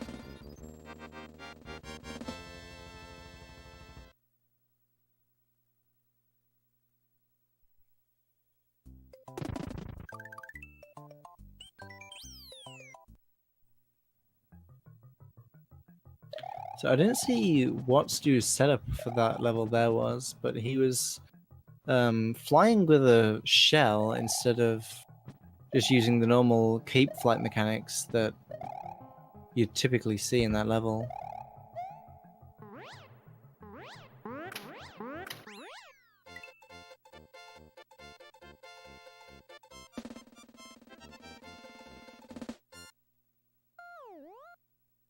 And in this level too, that was a little bit slower getting up to the top there, because when you're flying up with those Yoshi wings, it's actually a bit slower than the ascent that you get with the cape jump.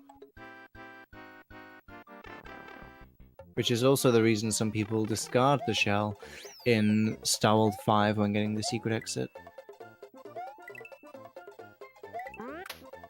Reze getting P-Speed at the end of Chocolate Island 5 there. Which, again, you need to run on those platforms for as long as you can to get that. Still losing Yoshi, but it's no big deal. He was going to abandon him at the end of this level anyway. Getting the backup though, because it's... While you can just do the level pretty much the same with Spin Flight, it's always nice to have the backup of that Yoshi, just do it the way you know. And especially with this lead, it's not gonna be the end of the world, the time loss of grabbing that Yoshi. But looks like he's keeping it.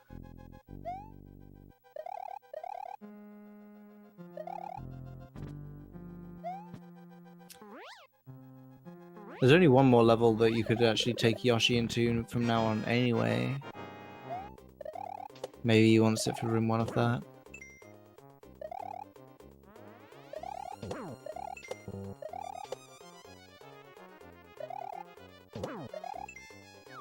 So Reze is done with Wendy.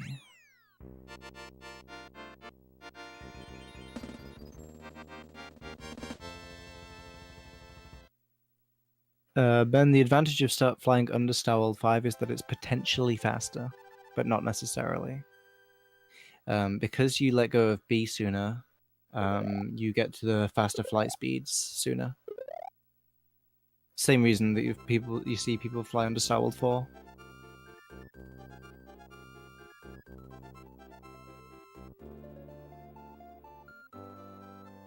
And my screen went black because I haven't moved my mouse in a while. Ben, when you are flying, if you just hold B, you only have the normal P speeds until you stop ascending and get into the cape pumps. And that means that if you just let go of B sooner and start cape pumping, you can reach those 50 and 51 speeds sooner. So it's potentially faster to fly under levels than over them. But not necessarily. It depends on how quickly you get that fast flight.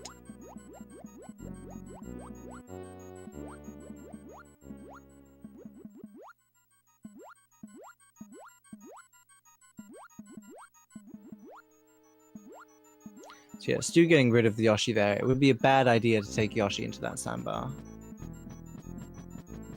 Will we be seeing a sandbar clip? Of course. 2-frame trick there. And didn't die trying to get through it. Unlike some people, Xander. Psh.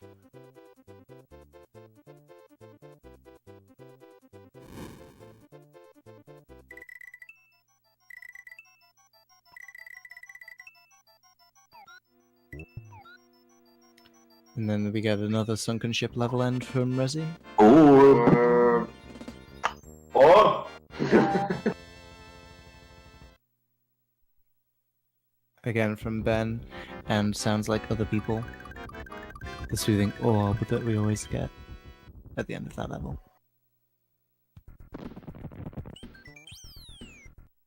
And on your right, you'll see a stew in its natural habitat. Fort! It's been flying through that first section there, which is not something you see that often.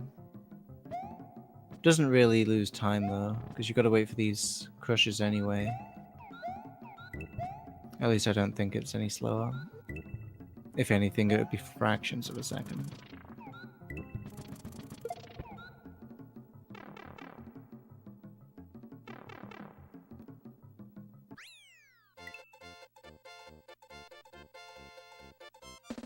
So Reze's promising us a Larry segment gold here.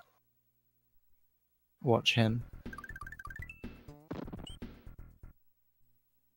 While Stu's finishing up with the fort nicely, and we'll be entering Bowser in a second.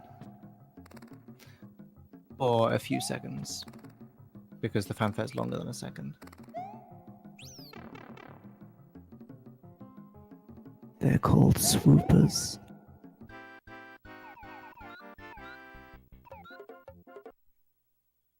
Orbs provided by Ben.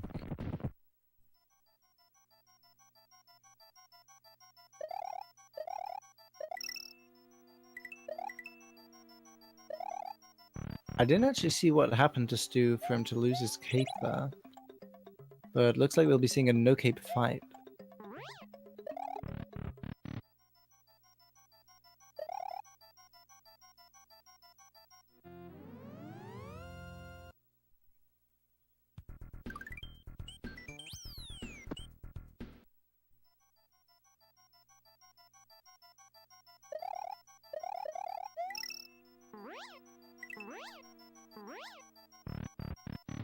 Having a bit of trouble hitting Bowser with those Mecha Koopas there.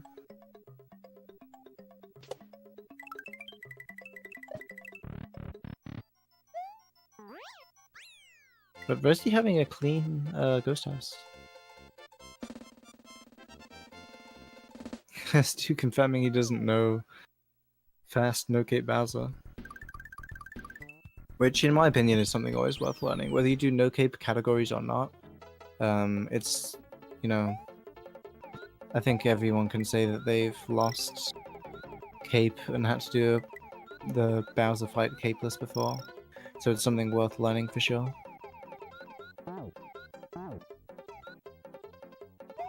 Reze also going for the Yoshi Wings flight through not Chocolate Island. What am I thinking of? It's Valley of Bowser 3.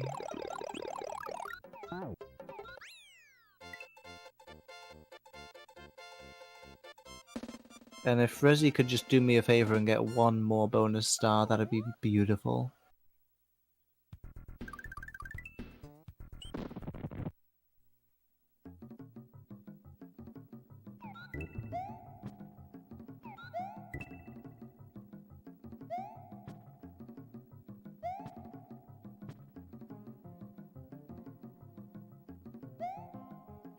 So this exit that Rezi's going for here is actually the only exit in the game that requires a Yoshi. If you use tools, you can get the exit without, I believe, but in real time, you do need that Yoshi to get the key. So, gonna have to avoid that one. And that's 19 too many bonus stars, Reze. I'm disappointed. But congrats to Stu, finishing with a 1:26.05 by the race room. 1:26.01 on his splits. And that's a 7 3/4 minute PB. Well, race PB at least.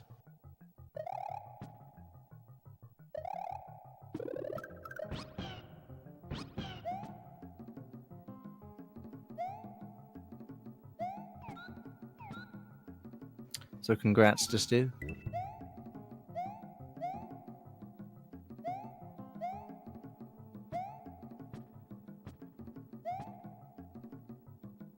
So now that Reze has the stage all to himself, I guess we can see what... Oh! That looked like he spat that key out before hitting the keyhole to me. I'm not quite sure how that works. I guess it must have just been very close.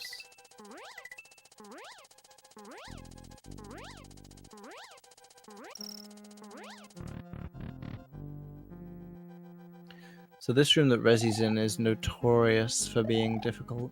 Magic Koopa can always get in the way, make the room a lot more random and frustrating than you would like. Ooh, spinning on those turn blocks is kind of risky, but didn't have too much of a problem with it. Okay, there's the flashing white line at the top of Rezi's screen in that fight as well. I thought that was just something wrong with my SNES. But it looks like it's just a thing.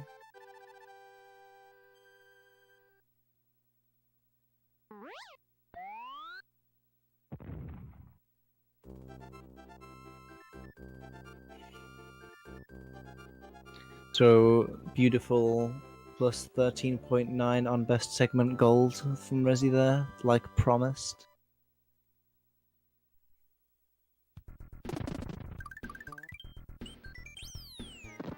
I guess the penalty for not golding would have been losing the race. But we don't know yet because he's not finished. He could still win. Spoiler alert. Stu's already finished.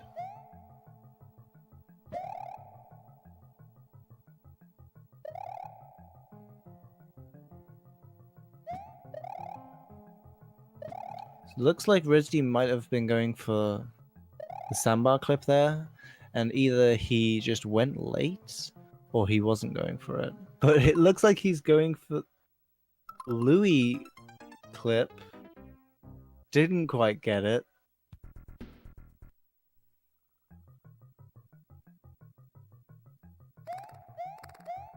But now he's small only and in his comfort zone.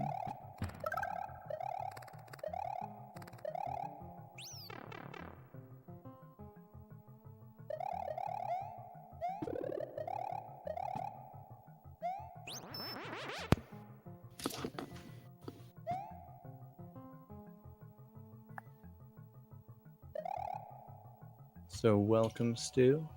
Hello and welcome. Hey, congratulations on the win. Thank you.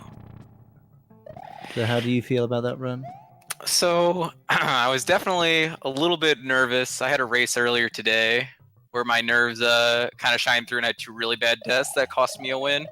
So at the start of this run, super nervous. You saw I missed a box jump and I was like, oh god, it's happening. But really settled down after that. Really wasn't any issues. Little hiccup in Vinaldome 1 wings. I got should have gotten like a 76 or 7. Got a 68 because I lost the wings. But other than that, it was all fine up until the second clip in what's it called? FY2.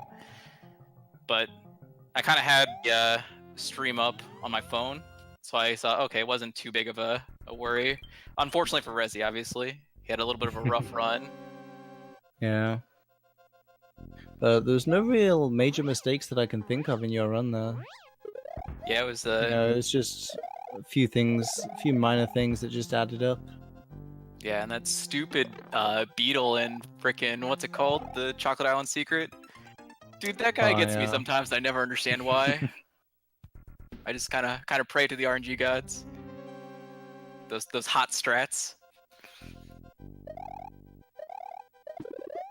Yeah, congrats on the win.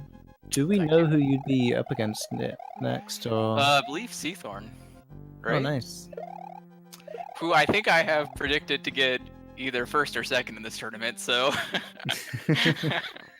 Yeah, good luck with that one. Yeah, thanks.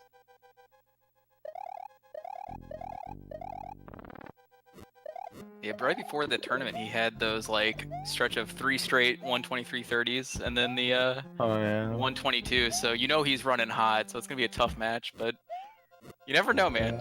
96 is one of those crazy categories. One mistake can spell doom. Oh yeah. Everybody has their bad days, so you just gotta hope that he's not on a good day, I guess. Yeah. Meanwhile, though, Reze had tons of swag. I definitely let the team down on that. So shouts to Reze for those. Like I didn't even know that was a thing though when he got the weird Yoshi. I don't remember where that. I looked up and he was riding a hammer, bro, or something. I was like, what the heck is going on over here? Lake. Yeah, that's pretty cool. Yeah. Believe.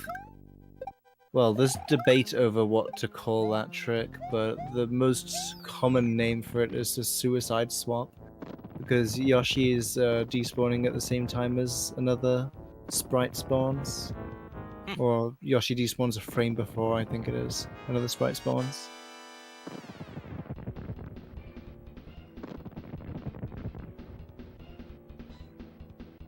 But yeah, the Yoshi itself is is often called Zombie Yoshi. It's just an unintended color.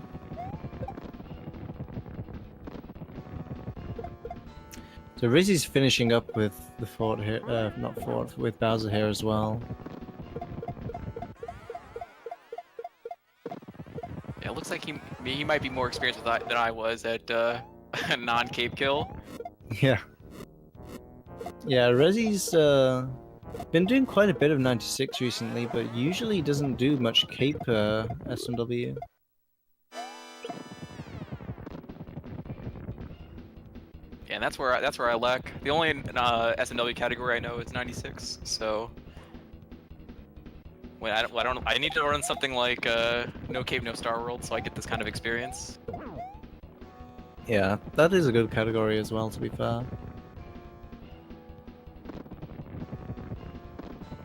Oh yeah, file check. Oh.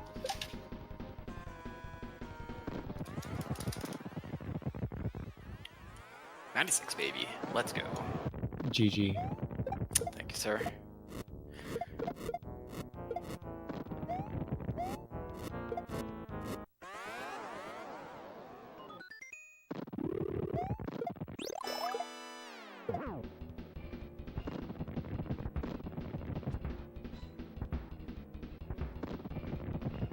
Rizzy's just finishing up here as well.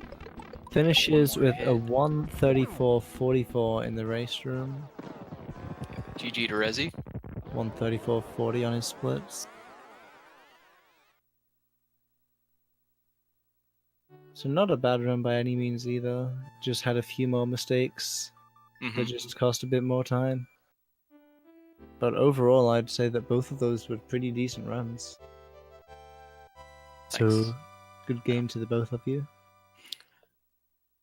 I'm gonna be heading out over here. A little tired. Been a long, grueling day. So thanks, thanks for the race, Reze, and for everyone putting on this tournament. Really cool. Glad to see there's a 96 tournament going on. So Yeah, we'll see you around. yep. See you.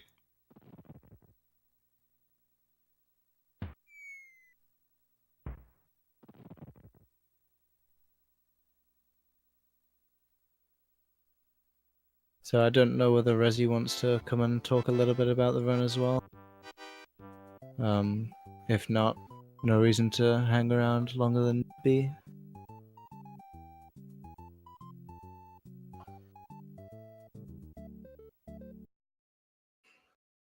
I don't think either of them did claps, so rematch in my opinion. Holding up as the fireworks fade to the credits. That also works on the GBA port of this game. Don't know why it happens, but it's a thing.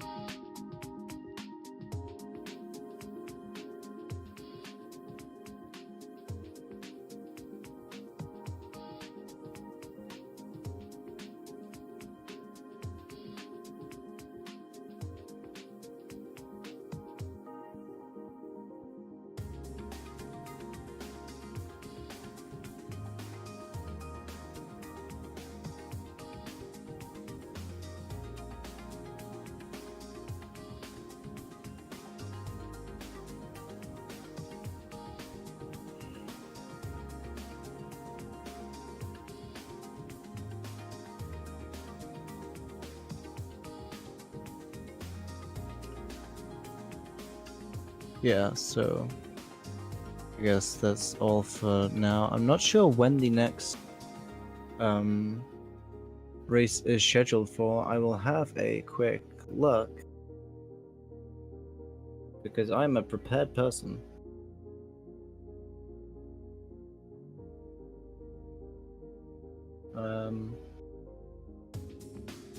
Oh, in like 2 hours we have. No, not in 2 hours. Is that right? In 15 minutes? Scheduled for Sten versus Marcelo Matos?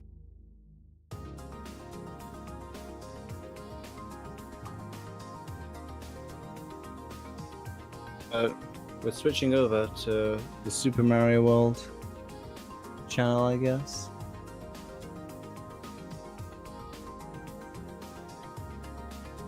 Head over there if you want to see more SMW.